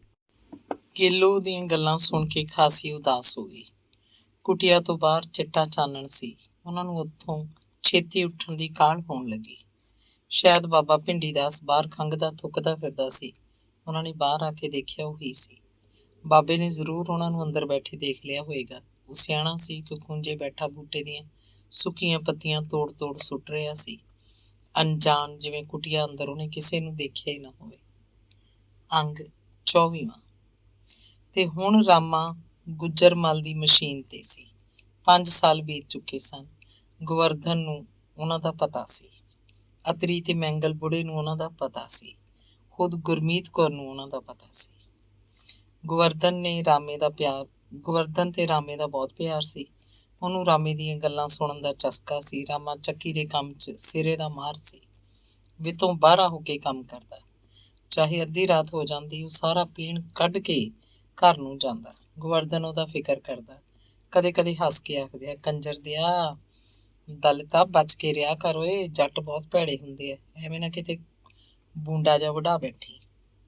ਗੋਵਰਧਨ ਜਾਵਾਂ ਕਿਵੇਂ ਨਾ, ਜਦੋਂ ਉਹ ਸੱਦਦੀ ਹੈ। ਜੇ ਮੈਂ ਕਦੇ ਨਾ ਜਾਵਾਂ, ਸਾਰਾ ਦਿਨ ਡਰਿਆ ਰਹਿਣਾ। ਉਹ ਤਾਂ ਬਘਿਆੜੀ ਹੈ, ਦੇਖਿਆ ਨਹੀਂ ਕਦੇ। ਫਿਰ ਬਹਾਨਾ ਬਣਾ ਕੇ ਆਪ ਆਉਂਦੀ ਹੈ ਇੱਥੇ ਮਸ਼ੀਨ ਤੇ, ਝਾਕਦੀ ਦੇਖੀ ਹੈ ਜਿਵੇਂ ਮੈਨੂੰ ਕੱਚੇ ਨੂੰ ਖਾਣਾ ਹੋਵੇ। ਰਾਮਾ ਜਦੋਂ ਹਾਲੇ ਗੁੱਜਰਮਲ ਦੀ ਮਸ਼ੀਨ ਤੇ ਲੱਗਿਆ ਸੀ, ਉਹ ਰਾਤ ਨੂੰ ਘਰ ਜਾ ਕੇ ਸੌਂਦਾ। ਅੱਧੀ ਰਾਤ ਹੋ ਜਾਂਦੀ ਤਾਂ ਵੀ ਘਰ ਜਾਂਦਾ, ਪਰ ਫਿਰ ਉਹ ਮਸ਼ੀਨ ਤੇ ਹੀ ਰਾਤ ਨੂੰ ਸੌਂ ਜਾਂਦਾ। ਆਥਣ ਦੀ ਰੋਟੀ ਗੁੱਜਰਮਲ ਦੇ ਘਰੋਂ ਆਉਂਦੀ, ਦੁਪਹਿਰ ਦੀ ਰੋਟੀ ਵੀ ਹੁਣ ਉਹਨਾਂ ਦੇ ਸੀ। ਬਾਕੀ ਸਭ ਚਾਹ ਪਾਣੀ ਵੀ ਪਾਣੀਆਂ ਦਾ। ਪਰ ਉਹ ਆਪਣੇ ਘਰ ਦਾ ਇੱਕ ਗੇੜਾ ਜ਼ਰੂਰ ਮਾਰਦਾ। ਮਾਂ ਨੂੰ ਮਿਲ ਆਉਂਦਾ, ਬਦਰੇ ਨਾਲ ਗੱਲਾਂ ਹੋ ਜਾਂਦੀਆਂ। ਆਮ ਤੌਰ ਤੇ ਉਹ ਸਵੇਰੇ ਸਵੇਰੇ ਉੱਠ ਕੇ ਆਪਣੇ ਘਰ ਨੂੰ ਜਾਂਦਾ। ਨਹਾ ਆਉਂਦਾ, ਨਹਾ ਕੇ ਬੇਬੇ ਦੇ ਹੱਥਾਂ ਦੀ ਬਣੀ ਚਾਹ ਪੀਂਦਾ। ਰਾਤ ਨੂੰ ਵੀ ਨਹਾਉਂਦਾ ਸੀ। ਰਾਤ ਨੂੰ ਉਹਨੂੰ ਮਸ਼ੀਨ ਤੇ ਹੀ ਤੱਤਾ ਪਾਣੀ ਮਿਲ ਜਾਂਦਾ ਸੀ। ਮਸ਼ੀਨ ਤੇ ਰਾਤ ਨੂੰ ਸੌਣ ਦਾ ਮਤਲਬ ਸੀ ਮਸ਼ੀਨ ਦੀ ਰਾਖੀ। ਬਾਣੀਆਂ ਨੂੰ ਫੇਰ ਮਸ਼ੀਨ ਤੇ ਹੋਰ ਬੰਦਾ ਪਾਉਣ ਦੀ ਲੋੜ ਨਹੀਂ ਰਹਿ ਗਈ ਸੀ। ਪਰ ਅਸਲ ਮਤਲਬ ਸੀ ਮਸ਼ੀਨ ਤੇ ਤੜਕੇ ਮੂੰਹ ਹਨੇਰੇ ਉਹਦੇ ਕੋਲ ਗੇਲੋ ਆ ਜਾਂਦੀ ਸੀ। ਉਸ ਦਿਆਂ ਹੀ ਜਦੋਂ ਉਹਨਾਂ ਦੇ ਘਰ ਦਾ ਹੋਰ ਕੋਈ ਹਾਲੇ ਜਾਗਿਆ ਵੀ ਨਹੀਂ ਹੁੰਦਾ ਸੀ, ਉੱਠਦੀ, ਪਾਣੀ ਦੀ ਗੜਵੀ ਭਰ ਕੇ ਨਿਆਈਆਂ ਵਾਲੇ ਰਾਹ ਤੇ ਤੁਰ ਪੈਂਦੀ। ਹੋਰ ਬੁੜੀਆਂ ਕੁੜੀਆਂ ਵੀ ਉੱਧਰ ਨੂੰ ਰੂੜੀਆਂ ਤੇ ਜੰਗਲ ਪਾਣੀ ਜਾਂਦੀਆਂ, ਪਰ ਗੇਲੋ ਉਹਨਾਂ ਤੋਂ ਖਾਸਾ ਪਹਿਲਾਂ ਜਾ ਆਉਂਦੀ। ਜਿਸ ਰਾਤ ਬਖਤੌਰਾ ਤੇ ਬਚਿੱਤਰ ਘਰ ਨਹੀਂ ਹੁੰਦੀ ਸੀ, ਉਹ ਰਾਤ ਰਾਮਾ ਆਪ ਉਹਨਾਂ ਦੇ ਘਰ ਆਉਂਦਾ। ਅਜਿਹਾ ਮਹੀਨੇ 'ਚ ਇੱਕ ਰਾਤ ਤਾਂ ਹੁੰਦਾ ਹੀ ਸੀ। ਉਹਨਾਂ ਨੂੰ ਖੇਤ ਪਾਣੀ ਲਾਉਣ ਲਈ ਰਾਤ ਦੀ ਵਾਰੀ ਮਿਲਦੀ। 10 ਘੁਮਾ ਜ਼ਮੀਨ ਇੱਕੋ ਥਾਂ ਸੀ। ਕਈ ਘੰਟਿਆਂ ਦੀ ਵਾਰੀ ਸੀ। ਕਦੇ ਵੀ ਦਿਨ ਦੀ ਵਾਰੀ ਹੁੰਦੀ, ਪਰ ਆਮ ਕਰਕੇ ਉਹਨਾਂ ਦੀ ਰਾਤ ਦੀ ਵਾਰੀ ਆਉਂਦੀ। ਪਾਣੀ ਦੀ ਵਾਰੀ ਦੀਆਂ ਗੱਲਾਂ ਘਰ 'ਚ ਪਹਿਲਾਂ ਹੀ ਹੋਣ ਲੱਗ ਪੈਂਦੀਆਂ ਸੀ। ਗੇਲੋ ਕਿਸੇ ਵੇਲੇ ਮਸ਼ੀਨ ਤੇ ਜਾ ਕੇ ਰਾਮੇ ਨੂੰ ਦੱਸ ਆਉਂਦੀ ਸੀ। ਗੁਰਮੀਤ ਕੌਰ ਦਾ ਉਹਨਾਂ ਨੂੰ ਕੋਈ ਡਰ ਹੀ ਨਹੀਂ ਸੀ। ਗੇਲੋ ਭਾਬੀ ਨਾਲ ਬਣਾ ਕੇ ਰੱਖਦੀ। ਪਹਿਲੇ ਦਿਨ ਜਦੋਂ ਗੁਰਮੀਤ ਕੌਰ ਨੂੰ ਪਤਾ ਲੱਗਿਆ ਤਾਂ ਗੇਲੋ ਨਾਲ ਖਾਸਾ ਗੁੱਸੇ ਹੋਈ। ਉਹਨੂੰ ਮਾਰਨ ਤੱਕ ਗਈ, ਪਰ ਗੇਲੋ ਨੇ ਭਾਬੀ ਦੇ ਹੱਥ ਤਾਂ ਫੜੇ ਹੀ ਫੜੇ, ਪੈਰ ਵੀ ਫੜ ਲਏ।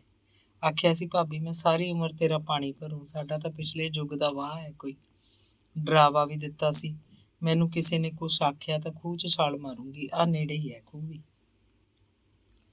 ਗੁਰਮੀਤ ਕੌਰ ਨੂੰ ਆਪਣਾ ਪਾਲਾ ਵੀ ਮਾਰਦਾ ਸੀ। ਪਿਓ ਪੁੱਤਾਂ ਨੂੰ ਪਤਾ ਲੱਗਿਆ ਤਾਂ ਮੇਰੀ ਗੁੱਤੀ ਪੱਟਣਗੇ ਵੀ ਕੁੜੀ ਦੀ ਨਿਗਾਹ ਨਾ ਰੱਖੀ। ਤੇ ਜਿਸ ਰਾਤ ਰਾਮੇ ਨੇ ਆਉਣਾ ਹੁੰਦਾ ਉਹ ਗੁਰਮੀਤ ਕੌਰ ਤੋਂ ਪਾਸੇ ਮੰਜਾ ਡਾਹੁੰਦੀ। ਗੁਰਮੀਤ ਕੌਰ ਦੁਬਕੀ ਪਈ ਰਹਿੰਦੀ, ਜਿਵੇਂ ਉਹਨੂੰ ਕਾਸੇ ਗੱਲ ਦਾ ਪਤਾ ਹੀ ਨਾ ਹੋਵੇ, ਜਿਵੇਂ ਉਹ ਤਾਂ ਕਬਰ 'ਚ ਦੱਬੀ ਪਈ ਹੋਵੇ। ਰਾਮਾ ਗੁਆਂਢੀਆਂ ਦੀ ਕੰਧ ਟੱਪ ਕੇ ਆਉਂਦਾ ਸੀ। ਮੈਂਗਲ ਤੇ ਗੰਡੇ ਕੇ ਘਰਾਂ ਦੀ ਵਿਚਕਾਰਲੀ ਕੰਧ ਮਸਾਂ ਬੰਦੇ ਜਿੰਨੀ ਉੱਚੀ ਸੀ।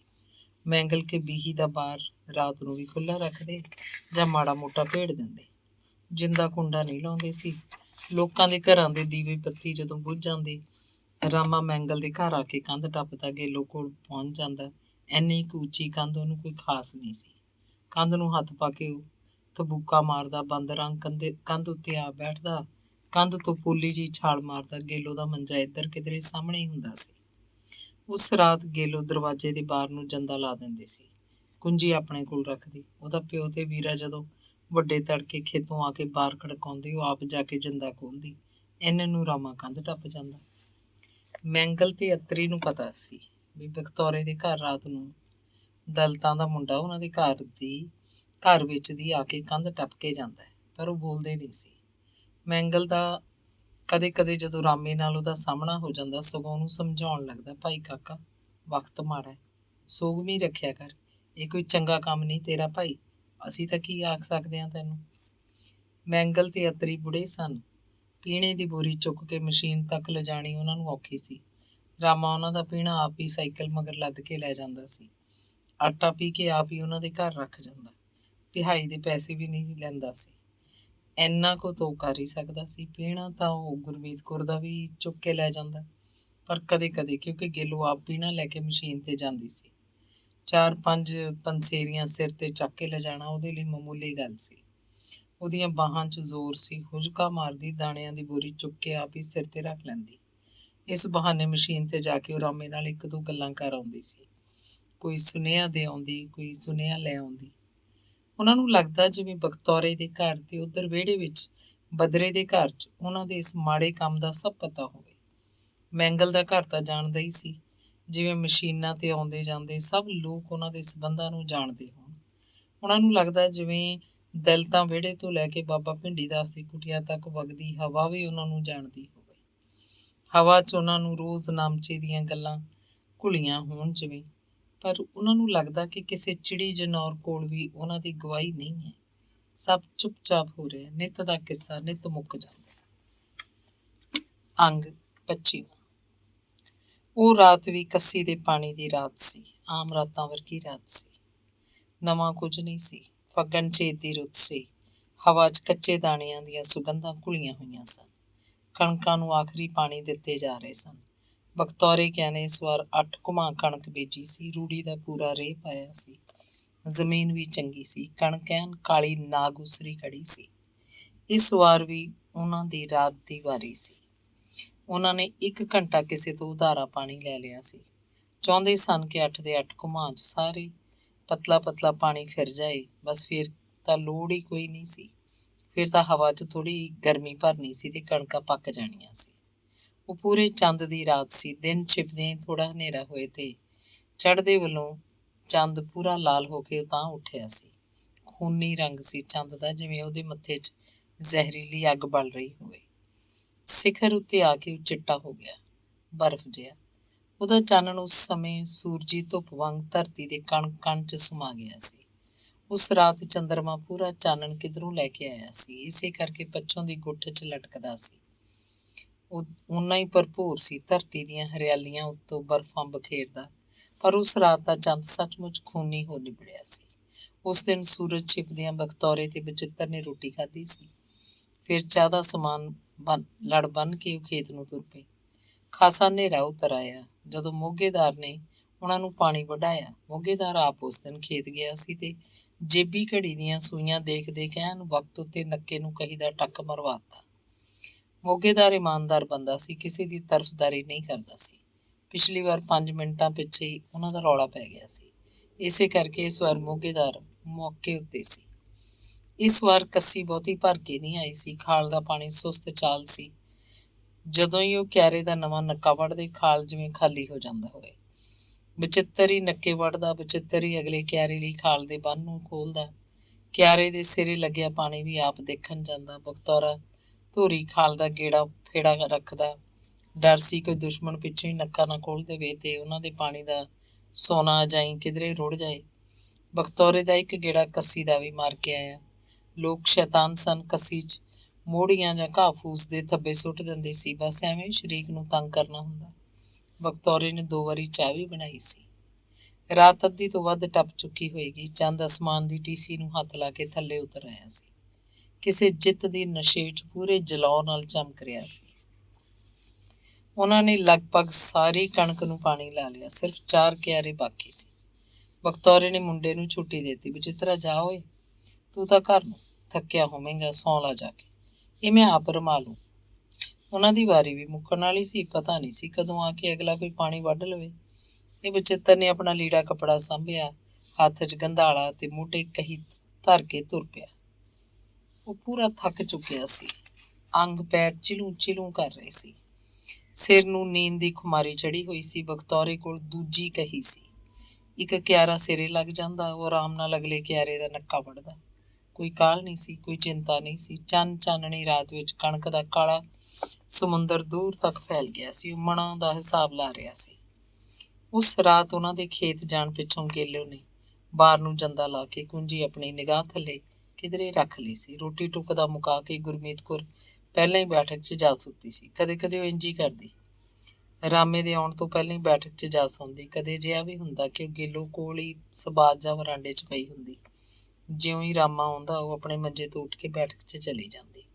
ਕਦੇ ਚੁੱਪ-ਚਾਪ ਤੇ ਕਦੇ ਬੁੜ-ਬੁੜ ਕਰਦੀ। ਰਾਮਾ ਮਿੱਠਾ ਲੁੱਚਾ ਸੀ। ਉਹ ਆਉਂਦਾ ਤੇ ਲਾਲਟਨ ਦੇ ਚਾਨਣ 'ਚ ਗੁਰਮੀਤ ਕੌਰ ਦੇ ਪੈਰੀਂ ਹੱਥ ਲਾ ਦਿੰਦਾ। ਕਦੇ ਦੂਰੋਂ ਹੀ ਸਤਿ ਸ੍ਰੀ ਅਕਾਲ ਆਖ ਦਿੰਦਾ। ਗੇਲੋ ਆਖ ਰਹੀ ਸੀ, ਬਥੇਰਾ ਹੋ ਗਿਆ ਹੁਣ ਤੂੰ ਜਾ, ਕੀ ਪਤਾ ਕਦੋਂ ਕੋਈ ਆ ਜਾਏ। ਰਾਤ ਵੀ ਦੇਖ ਕਿੰਨੀ ਟੱਪ ਗਈ। ਆਜੂ ਤਾਂ ਕੋਈ ਕੀ ਹੋ ਜੂ। ਜਦੋਂ ਨੂੰ ਤੂੰ ਜਾ ਕੇ ਜਿੰਦਾ ਖੋਲੇਂਗੀ, ਮੈਂ ਮੈਂਗਲ ਦੀ ਕੰਧ ਕਦੋਂ ਦੀ ਟੱਪ ਗਿਆ ਹੁਣ। ਐਂ ਕੋਈ ਚਾਣਚੱਕ ਅਸਮਾਨੋਂ ਤਾਂ ਨਹੀਂ ਡਿੱਗ ਪੂ। ਰਾਮੇ ਨੇ ਉਹਨੂੰ ਹਿੱਕ ਨਾਲ ਘੁੱਟ ਲਿਆ ਤਾਂ ਫਿਰ ਉਹ ਦੋਵੇਂ ਨਿੱਸਲ ਜਿਹੇ ਹੋ ਕੇ ਪੈ ਗਏ। ਸਿਰਾਂ ਥੱਲੇ ਆਪਣੀ ਆਪਣੀ ਬਾਂਹ ਸੀ। ਦੋਵਾਂ ਨੂੰ ਨੀਂਦ ਆ ਗਈ। ਬਚਿੱਤਰ ਨੇ ਬਾਰ ਨੂੰ ਧੱਫਾ ਮਾਰਿਆ। ਬਾਹਰਲੇ ਕੁੰਡੇ ਨੂੰ ਖੜਕਾਇਆ ਵੀ ਸੀ, ਪਰ ਅੰਦਰੋਂ ਕੋਈ ਆਵਾਜ਼ ਨਹੀਂ ਆਈ। ਕੋਈ ਵਿਹੜੇ 'ਚ ਉੱਠ ਕੇ ਆਇਆ ਨਹੀਂ ਲੱਗਦਾ ਸੀ। ਗੁਰਮੀਤ ਕੌਰ ਘੂਕ ਸੁੱਤੀ ਪਈ ਹੋਏਗੀ, ਇਸੇ ਕਰਕੇ ਉਹਨੂੰ ਕੋਈ ਬਿੜਕ ਨਹੀਂ ਹੋਈ। ਉਹਨੂੰ ਆਦਤ ਸੀ, ਉਹ ਰਜਾਈ 'ਚ ਆਪਣਾ ਮੂੰਹ ਸਿਰ ਢੱਕ ਕੇ ਪੈਂਦੀ ਸੀ। ਉਹਦੀ ਨੀਂਦ ਵੀ ਭੈੜੀ ਸੀ। ਇੱਕ ਵਾਰ ਸੌਂ ਗਈ ਤਾਂ ਭਾਵੇਂ ਢੋਲ ਵੱਜੀ ਜਾਣ, ਉਹਨੂੰ ਕੋਈ ਸੁਰਤ ਨਹੀਂ ਰਹਿੰਦੀ ਸੀ। ਉਹਨੂੰ ਤਾਂ ਬਾਹੋਂ ਫੜ ਕੇ ਜਗਾਉਣਾ ਪੈਂਦਾ। ਬਚਿੱਤਰ ਨੂੰ ਲੱਗਿਆ ਜਿਵੇਂ ਅੱਧੀ ਰਾਤ ਹੀ ਪਿੰਡ ਆ ਵੜਿਆ ਹੋਵੇ। ਉਹਨੂੰ ਤਾਂ ਕੋਈ ਬੀਹੀ ਦਾ ਕੁੱਤਾ ਵੀ ਨਹੀਂ ਭੌਂਕਿਆ। ਉਹਨੂੰ ਗੁੱਸਾ ਨਹੀਂ ਆਇਆ। ਉਹਨੇ ਸੋਚਿਆ, ਚੱਲ ਮੈਂਗਲ ਦੇ ਬਾਹਰ ਲੰਘ ਕੇ ਕੰਧ ਜਾ ਟੱਪਦਾ। ਮੈਂਗਲ ਦਾ ਬਾਰ ਖੁੱਲ੍ਹਾ ਤਾਂ ਨਹੀਂ, ਬਸ ਐਵੇਂ ਭੇੜਿਆ ਜਿਹਾ ਸੀ। ਘਰ ਅੰਦਰ ਓਪਰਾ ਬੰਦਾ ਆਇਆ ਦੇਖ ਕੇ ਮੈਂਗਲ ਦੀ ਬੱਕਰੀ ਖੜੀ ਹੋ ਗਈ, ਮਿਆਂ ਮਿਆਂ ਕਰਨ ਲੱਗੀ। ਕੰਧ ਉੱਤੋਂ ਦੀ ਪਹਿਲਾਂ ਬਚਿੱਤਰ ਨੇ ਗੰਧਾਲਾ ਸੁੱਟਿਆ, ਫਿਰ ਕਹੀ ਵਗਾਹ ਮਾਰੀ, ਤਬੂਕਾ ਮਾਰ ਕੇ ਕੰਧ ਉੱਤੇ ਚੜ੍ਹਿਆ ਤੇ ਦੂਜੇ ਪਾਸੇ ਛਾਲ ਮਾਰੀ। ਵਿਹੜੇ 'ਚ ਖੜਕਾ ਹੋਇਆ। ਸੁਣ ਕੇ ਰਾਮੇ ਦੀ ਜਾਗ ਖੁੱਲ੍ਹ ਗਈ। ਉਹ ਬੁੜਕ ਕੇ ਖੜਾ ਹੋ ਗਿਆ, ਜਿਵੇਂ ਠੂੰਆਂ ਲੜ ਗਿਆ ਹੋਵੇ। ਭੱਜ ਕੇ ਬਾਹਰ ਨੂੰ ਆਇਆ। ਬਚਿੱਤਰ ਆਪਣਾ ਕਹੀ ਗੰਧਾਲਾ ਸੰਭਾਲ ਰਿਹਾ ਸੀ। ਰਾਮੇ ਨੇ ਕੰਧ ਨੂੰ ਹੱਥ ਪਾਇਆ ਹੀ ਸੀ ਕਿ ਬਚਿੱਤਰ ਨੇ ਉਹਦੀ ਵੱਖੀ 'ਚ ਗੰਧਾਲਾ ਠੋਕਤਾ। ਰਾਮਾ ਸਣੇ ਗੰਧਾਲੇ ਥੱਲੇ ਪਿੱਠ ਪਰਨੇ ਡਿੱਗ ਪਿਆ। ਤਦ ਤੱਕ ਬਚਿੱਤਰ ਨੇ ਉਹਨੂੰ ਪਛਾਣ ਲਿਆ ਸੀ। ਉਹਦੇ ਮਨ 'ਚ ਕਿੱਦਣ ਦੀ ਰੜਕ ਸੀ। ਉਹਨਾਂ ਦੇ ਘਰ ਵੱਲ ਉਹਦੀ ਮੈਲੀ ਅੱਖ ਦੇਖ ਕੇ ਬਚਿੱਤਰ ਨੂੰ ਹਮੇਸ਼ਾ ਸ਼ੱਕ ਰਹਿੰਦਾ। ਅੱਜ ਉਹਨੇ ਅੱਖੀਂ ਦੇਖ ਲਿਆ ਸੀ। ਉਹਦਾ ਗੁੱਸਾ ਉਹਦੇ ਦਿਮਾਗ ਨੂੰ ਬੁਰੀ ਤਰ੍ਹਾਂ ਚੜ੍ਹ ਗਿਆ, ਜਿਵੇਂ ਉਹ ਅੰਨਾ ਜਿਹਾ ਹੋ ਗਿਆ ਹੋਵੇ। ਇੱਕੋ ਫੈਸਲਾ ਮੁਕਾ ਪਰਾਂ ਇਹਨੂੰ। ਬਚਿੱਤਰ ਨੇ ਕਹੀ ਦਾ ਇੱਕ ਭਰਮਾ ਵਾਰ ਕਰਕੇ ਰਾਮੇ ਦੀ ਧੌਣ ਇੱਕੋ ਟੱਕ ਨਾਲ ਵੱਢਤੀ। ਉਹਦਾ ਸਿਰ ਧੜ ਤੋਂ ਅਲੱਗ ਸੀ। ਧੜ ਬੁੜਕ ਕੇ ਤੜਫ ਰਿਹਾ ਸੀ ਤੇ ਫਿਰ ਰਾਮੇ ਦਾ ਧੜ ਤੇ ਸਿਰ ਸ਼ਾਂਤ ਸਨ। ਲਹੂ ਦੀਆਂ ਤਤੀਰੀਆਂ ਨੂੰ ਵਿਹੜੇ ਦੀ ਕੱਚੀ ਮਿੱਟੀ ਜਜ਼ਬ ਕਰਦੀ ਜਾ ਰਹੀ ਸੀ। ਉਹਦਾ ਗੁੱਸਾ ਸ਼ਾਂਤ ਨਹੀਂ ਹੋਇਆ ਸੀ। ਉਹ ਅੰਦਰ ਸਬਾਤ 'ਚ ਗਿਆ। ਗੇਲੋ ਮੰਜੇ ਤੋਂ ਉੱਠ ਕੇ ਪੁੰਜੇ ਗੋਡਿਆਂ 'ਚ ਸਿਰ ਲਕੋਈ ਬੈਠੀ ਸੀ, ਜਿਵੇਂ ਇੱਕ ਮਿੱਟੀ ਦੀ ਢੇਰੀ। ਬਚਿੱਤਰ ਨੇ ਗੰਧਾਲਾ ਪੁੱਠੇ ਪਾਸਿਓਂ ਫੜ ਕੇ ਉਹਨੂੰ ਤਹਿ ਘੁੱਟ ਸੁੱਟਿਆ। ਨਾ ਉਹ ਰੋਈ, ਨਾ ਚੀਕ ਮਾਰੀ, ਬਸ ਜਿਵੇਂ ਕੋਈ ਮਿੱਟੀ ਨੂੰ ਕੁੱਟ ਰਿਹਾ ਹੋਵੇ। ਮਿੱਟੀ ਨੂੰ ਕੁੱਟਣ ਨਾਲ ਆਪਣੇ ਹੀ ਹੱਥ ਥੱਕਦੇ ਆ। ਮਾਰ ਸੋਟੀਆਂ ਉਹਨੇ ਗੇਲੋ ਦੇ ਹੱਡ ਗੋਡੇ ਭੰਨਤੇ, ਮੂੰਹ ਤੇ ਚਪੇੜਾਂ ਮਾਰੀਆਂ। ਉਹ ਤਾਂ ਮਿੱਟੀ ਸੀ, ਮਿੱਟੀ ਨੇ ਕੀ ਬੋਲਣਾ ਹੋਇਆ। ਫਿਰ ਉਹਨੇ ਗੁਰਮੀਤ ਕੌਰ ਨੂੰ ਹਾਕਾਂ ਮਾਰੀਆਂ, ਨਹੀਂ ਕਿੱਥੇ ਐ ਤੂੰ। ਉਹ ਬੈਠਕ 'ਚ ਉੱਠ ਕੇ ਵਿਹੜੇ 'ਚ ਉਹਦੇ ਵੱਲ ਹੀ ਆ ਰਹੀ ਸੀ। ਬਚਿੱਤਰ ਨੇ ਉਹਨੂੰ ਧੱਕਾ ਦੇ ਕੇ ਪਟਕਾ ਮਾਰਿਆ, ਗਾਲ ਕੱਢੀ। ਕੁੱਤੀ, ਘਰ 'ਚ ਕੀ ਹੋਈ ਜਾਂਦਾ ਪਤਾ ਨਹੀਂ ਤੈਨੂੰ? ਪੈ ਗਈ ਬੈਠਕ 'ਚ ਜਾ ਕੇ। ਗੁਰਮੀਤ ਕੌਰ ਝੱਟ ਉੱਠੀ ਤੇ ਬਚਿੱਤਰ ਦੇ ਪੈਰ ਫੜ ਲਏ। ਬੋਲੀ, ਇੱਕ ਪੁੱਤ ਜੱਗੋਂ ਖੱਟਿਆ, ਮੈਨੂੰ ਕਾਸੇ ਦਾ ਪਤਾ ਨਹੀਂ। ਪਤਾ ਕਿਵੇਂ ਨਹੀਂ? ਤੂੰ ਹੀ ਕਰਾਉਣੀ ਐ ਸਾਰਾ ਕੰਜਰਖਾਨਾ, ਤੇਰਾ ਵੀ ਮੁਕਾਵਾਂ ਸਿਆਪਾ। ਉਹਨੇ ਗੰਧਾਲੇ ਦੇ ਪੁੱਠੇ ਪਾਸੇ ਨਾਲ ਗੁਰਮੀਤ ਕੌਰ ਦਾ ਵੀ ਪੋਰ ਭੰਨ ਦਿੱਤਾ, ਜਿਵੇਂ ਉਹਦੇ ਵਿੱਚ ਕੋਈ ਭੂਤ ਆ ਵੜਿਆ ਹੋਵੇ। ਤੇ ਫਿਰ ਵਿਹੜੇ 'ਚ ਬੈਠ ਕੇ ਉਹ ਕੁਝ ਸੋਚਣ ਲੱਗਿਆ। ਉਹ ਅਸਮਾਨ ਵੱਲ ਝਾਕ ਰਿਹਾ ਸੀ। ਪੱਛੋਂ ਦਾ ਚੰਦ ਉਹਨਾਂ ਦੇ ਵਿਹੜੇ ਵੱਲ ਅੱਖਾਂ ਫਾੜ ਤੱਕ ਰਿਹਾ ਸੀ। ਬਚਿੱਤਰ ਦੇ ਕੰਨ ਖੁੱਲ੍ਹਣ ਲੱਗੇ, ਸਾਹ ਬੰਦ ਹੋਣ ਲੱਗੀ। ਗੁਰਦੁਆਰੇ ਦਾ ਭਾਈ ਜੀ ਹਾਲੇ ਬੋਲਿਆ ਨਹੀਂ ਸੀ ਤੇ ਫਿਰ ਉਹ ਰਾਮੇ ਦੇ ਧੜ ਵੱਲ ਦੇਖਣ ਲੱਗਿਆ। ਕਿਸੇ ਮਾਰੂ ਚਿੰਤਾ ਤੇ ਡਰ ਨੇ ਉਹਦੇ ਦਿਮਾਗ ਨੂੰ ਸੁੰਨ ਕਰਤਾ। ਉਹਦੇ 'ਚ ਹਿੰਮਤ ਜਾਗੀ। ਉਹ ਝਟਕੇ ਨਾਲ ਖੜਾ ਹੋ ਗਿਆ। 15-20 ਦਿਨ ਪਹਿਲਾਂ ਹੀ ਉਹਨਾਂ ਨੇ ਬਾਬਾ ਪਿਰਥੀ ਚੰਦ ਦੇ ਕਹੇ ਤੋਂ ਅਖੰਡ ਪਾਠ ਦਾ ਭੋਗ ਪਾਇਆ ਸੀ ਤੇ ਚੌਲਾਂ ਦਾ ਕੜਾਹਾ ਕੱਢ ਕੇ ਪੁੰਨਦਾਨ ਕੀਤਾ। ਵਿਹੜੇ ਦੇ ਇੱਕ ਪਾਸੇ ਕੰਧ ਨਾਲ ਲੱਗਵੀਂ ਜੰਗੀਰੇ ਨਾਈ ਨੇ ਡੂੰਘੀ ਚੁਰ ਪੁਟਵਾਈ ਸੀ। ਇੰਨੇ ਚੌਲ ਉਬਾਲਣੇ ਕੋਈ ਸੌਖਾ ਕੰਮ ਨਹੀਂ ਸੀ, ਪਰ ਜੰਗੀਰਾ ਨਾਈ ਲੌਂਗ ਤੇ ਵੱਡੀਆਂ ਇਲਾਇਚੀਆਂ ਪਾ ਕੇ ਗੁੜ 'ਚ ਮਿੱਠੇ ਚੌਲ ਬਣਾਉਣ 'ਚ ਮਾਹਰ ਸੀ। ਡੂੰਘੀ ਚੁਰ ਪਟਵਾਉਂਦਾ ਤਾਂ ਕਿ ਖਾਸੀਆਂ ਸਾਰੀਆਂ ਲੱਕੜਾਂ ਬਾਲ ਕੇ ਅੱਗ ਦਾ ਪੂਰਾ ਸੇਕ ਰੱਖਿਆ ਜਾਏ। ਛਿਟੀਆਂ ਦੇ ਝੌਂਕੇ ਲਵਾਈ ਜਾਂਦਾ। ਕਹੀ ਲੈ ਕੇ ਬਚਿੱਤਰ ਨੇ ਚੁਰ ਦੀ ਸੁਆਹ ਬਾਹਰ ਕੱਢਤੀ। ਚੁਰ ਨੂੰ ਥੋੜ੍ਹਾ ਹੋਰ ਡੂੰਘਾ ਕਰਤਾ। ਚੁਰ ਦਾ ਗਲ ਵੀ ਭੰਨਤਾ। ਗੁਰਮੀਤ ਕੌਰ ਦੇ ਚਾਹੇ ਬਹੁਤ ਸੱਟਾਂ ਲੱਗੀਆਂ ਸੀ, ਪਰ ਉੱਠ ਖੜੀ ਸੀ। ਚੁੱਪ ਦੀ ਚੁੱਪ ਬਚਿੱਤਰ ਨੂੰ ਦੇਖੀ ਜਾ ਰਹੀ ਸੀ। ਬਚਿੱਤਰ ਨੇ ਚੜ੍ਹੇ ਸਾਹ ਨਾਲ ਉਹਨੂੰ ਆਖਿਆ, ਇੱਧਰ ਆ ਜਾ। ਉਹਦੇ ਮਗਰ ਤੁਰ ਪਈ। ਇੱਕ ਲੱਤ ਬਚਿੱਤਰ ਨੇ ਫੜੀ, ਦੂਜੀ ਲੱਤ ਗੁਰਮੀਤ ਕੌਰ ਨੇ। ਰਾਮੇ ਦੀ ਲਾਸ਼ ਉਹਨਾਂ ਨੇ ਜਿਵੇਂ ਚੁਰ 'ਚ ਲਿਆ ਸੁੱਟੀ। ਫਿਰ ਉਹਦਾ ਸਿਰ ਵੀ ਬਚਿੱਤਰ ਨੇ ਜੂੜੇ ਤੋਂ ਫੜਿਆ, ਲਾਸ਼ ਦੇ ਇੱਕ ਪਾਸੇ ਦੱਬਤਾ। ਬੜੀ ਕਾਹਲ ਨਾਲ ਬਚਿੱਤਰ ਨੇ ਕਹੀ ਲੈ ਕੇ ਚੁਰ ਨੂੰ ਸੁਆਹ ਵਾਲੀ ਮਿੱਟੀ ਨਾਲ ਭਰਤਾ। ਫਿਰ ਆਲੇ ਦੁਆਲੇ ਦੀ ਹੋਰ ਮਿੱਟੀ ਪਾ ਚੁਰ ਵਾਲੇ ਥਾਂ ਨੂੰ ਐਨ ਪੱਧਰਾ ਕਰਤਾ। ਬਚਿੱਤਰ ਚੁੱਪ ਦਾ ਚੁੱਪ, ਥੱਕਿਆ ਟੁੱਟਿਆ ਬੈਠਕ 'ਚ ਜਾ ਪਿਆ। ਗੁਰਮੀਤ ਕੌਰ ਸਬਾਤ 'ਚ ਜਾ ਕੇ ਗੇਲੋ ਨੂੰ ਸਾਂਭਣ ਲੱਗੀ। ਉਹ ਇੱਕ ਜਿਉਂਦੀ ਲਾਸ਼ ਸੀ। ਗੁਰਮੀਤ ਕੌਰ ਨੇ ਉਹਨੂੰ ਮਸਾਂ ਭੁੰਜਿਆਂ ਚੁੱਕ ਕੇ ਮੰਜੇ ਤੇ ਪਾਇਆ ਤੇ ਉੱਤੋਂ ਰਜਾਈ ਦੇ ਦਿੱਤੀ। ਆਪ ਉਹਦੇ ਕੋਲ ਹੀ ਇੱਧਰ ਉੱਧਰ ਮੰਜੇ ਤੇ ਲਿਟ ਗਈ। ਨੀਂਦ ਤਾਂ ਕਿਧਰੇ ਵੀ ਨਹੀਂ ਸੀ। ਉੱਧਰ ਬਚਿੱਤਰ ਕਿਹੜਾ ਸੁੱਤਾ ਹੋਏਗਾ। ਜਦ ਬਖਤੌਰੇ ਨੇ ਬਾਹਰ ਖੜਕਾਇਆ, ਚੰਦ ਬਹੁਤ ਉਦਾਸ ਚਿਹਰਾ ਲੈ ਕੇ ਪੱਛੋਂ ਦੀ ਗੁਫਾ ਵਿੱਚ ਡੂੰਘਾ ਲੈ ਗਿਆ ਸੀ। ਅੰਗ 26ਵਾਂ। ਅਗਲੀ ਸਵੇਰ ਦਿਨ ਚੜ੍ਹੇ ਜੇ ਬਾਪ ਨੂੰ ਬਚਿੱਤਰ ਨੇ ਘਰ ਦੇ ਇੱਕ ਖੂੰਜੇ ਬਹਿ ਕੇ ਸਭ ਦੱਸ ਦਿੱਤਾ।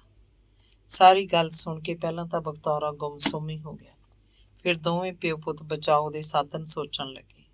ਇਹ ਕੋਈ ਛੋਟੀ ਗੱਲ ਨਹੀਂ ਸੀ। ਉਹਨਾਂ ਨੇ ਬੰਦਾ ਮਾਰਿਆ ਸੀ ਤੇ ਲਾਸ਼ ਆਪਣੇ ਘਰ ਅੰਦਰ ਹੀ ਖਪਾ ਲਈ ਸੀ। 2 ਦਿਨਾਂ ਬਾਅਦ ਜਦੋਂ ਗੇਲੋ ਤੁਰਨ ਫਿਰਨ ਲੱਗੀ, ਸੱਟਾਂ ਦੀ ਰੜਕ ਇੰਨੀ ਨਾ ਰਹੀ ਤਾਂ ਬਖਤੌਰਾ ਉਹਨੂੰ ਮੋੜ ਹੀ ਛੱਡ ਆਇਆ। ਉੱਥੇ ਬਹਾਨਾ ਬਣਾਇਆ ਕਿ ਇਹਦੀ ਬਹੂ ਨਾਲ ਨਹੀਂ ਬਣਦੀ, ਨਣਦ ਭਰਜਾਈ ਲੜਦੀਆਂ ਰਹਿੰਦੀਆਂ ਨੇ, ਕਲੇਸ਼ ਰੱਖਦੀਆਂ, ਕਲੇਸ਼ 'ਚ ਘਰ ਦੇ ਕੰਮ ਧੰਦੇ ਥਾਂ ਦੀ ਥਾਂ ਰਹਿ ਜਾਂਦੇ ਆ। ਇਹ ਹੁਣ ਇੱਥੇ ਹੀ ਰਹੇਗੀ, ਕੋਈ ਚੰਗਾ ਜਿਹਾ ਮੁੰਡਾ ਲੱਭ ਕੇ ਬਸ ਇਹਨੂੰ ਭੰਵਾਲੀਆਂ ਦੇ ਦਿਆਂਗੇ। ਗੁਰਮੀਤ ਕੌਰ ਨੇ ਸੱਟਾਂ ਨੂੰ ਨਹੀਂ ਗੋਲਿਆ। ਦਿਹਾੜੀਆਂ ਵਾਸਤੇ ਲਿਆ ਕੇ ਰੱਖੀ ਫੀਮ ਦੀ ਡਲੀ ਨਾਲੋਂ ਮੱਕੀ ਦੇ ਦਾਣੇ ਜਿੰਨੀ ਤੋੜੀ ਤੇ ਖਾ ਲਈ। ਉਹਨੂੰ ਬਚਿੱਤਰ ਉੱਤੇ ਭੋਰਾ ਵੀ ਗੁੱਸਾ ਨਹੀਂ ਸੀ, ਜਿਵੇਂ ਉਹਨੇ ਤਾਂ ਉਹਨੂੰ ਕੁਝ ਆਖਿਆ ਹੀ ਨਾ ਹੋਵੇ।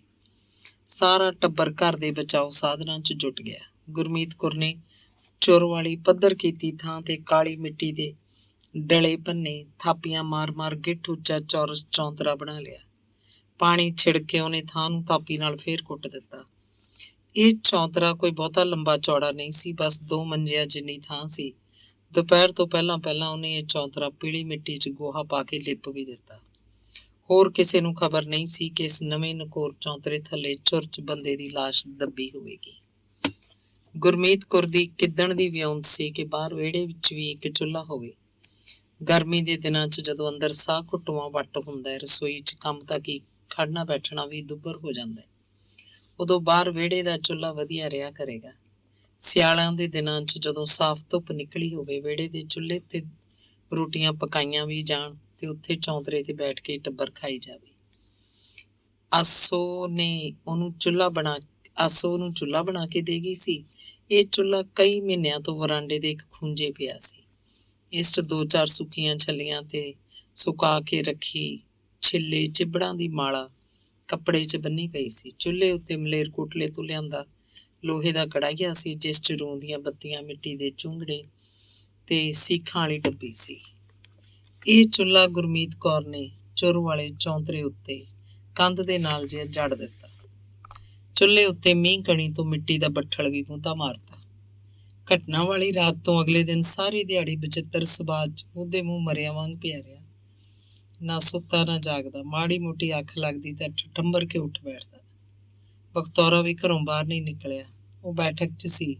ਗੁਰਮੀਤ ਕੌਰ ਇਕੱਲੀ ਸਾਰਾ ਦਿਨ ਚੌਂਤਰੇਦਾਰ ਕਰਦੀ ਰਹੀ।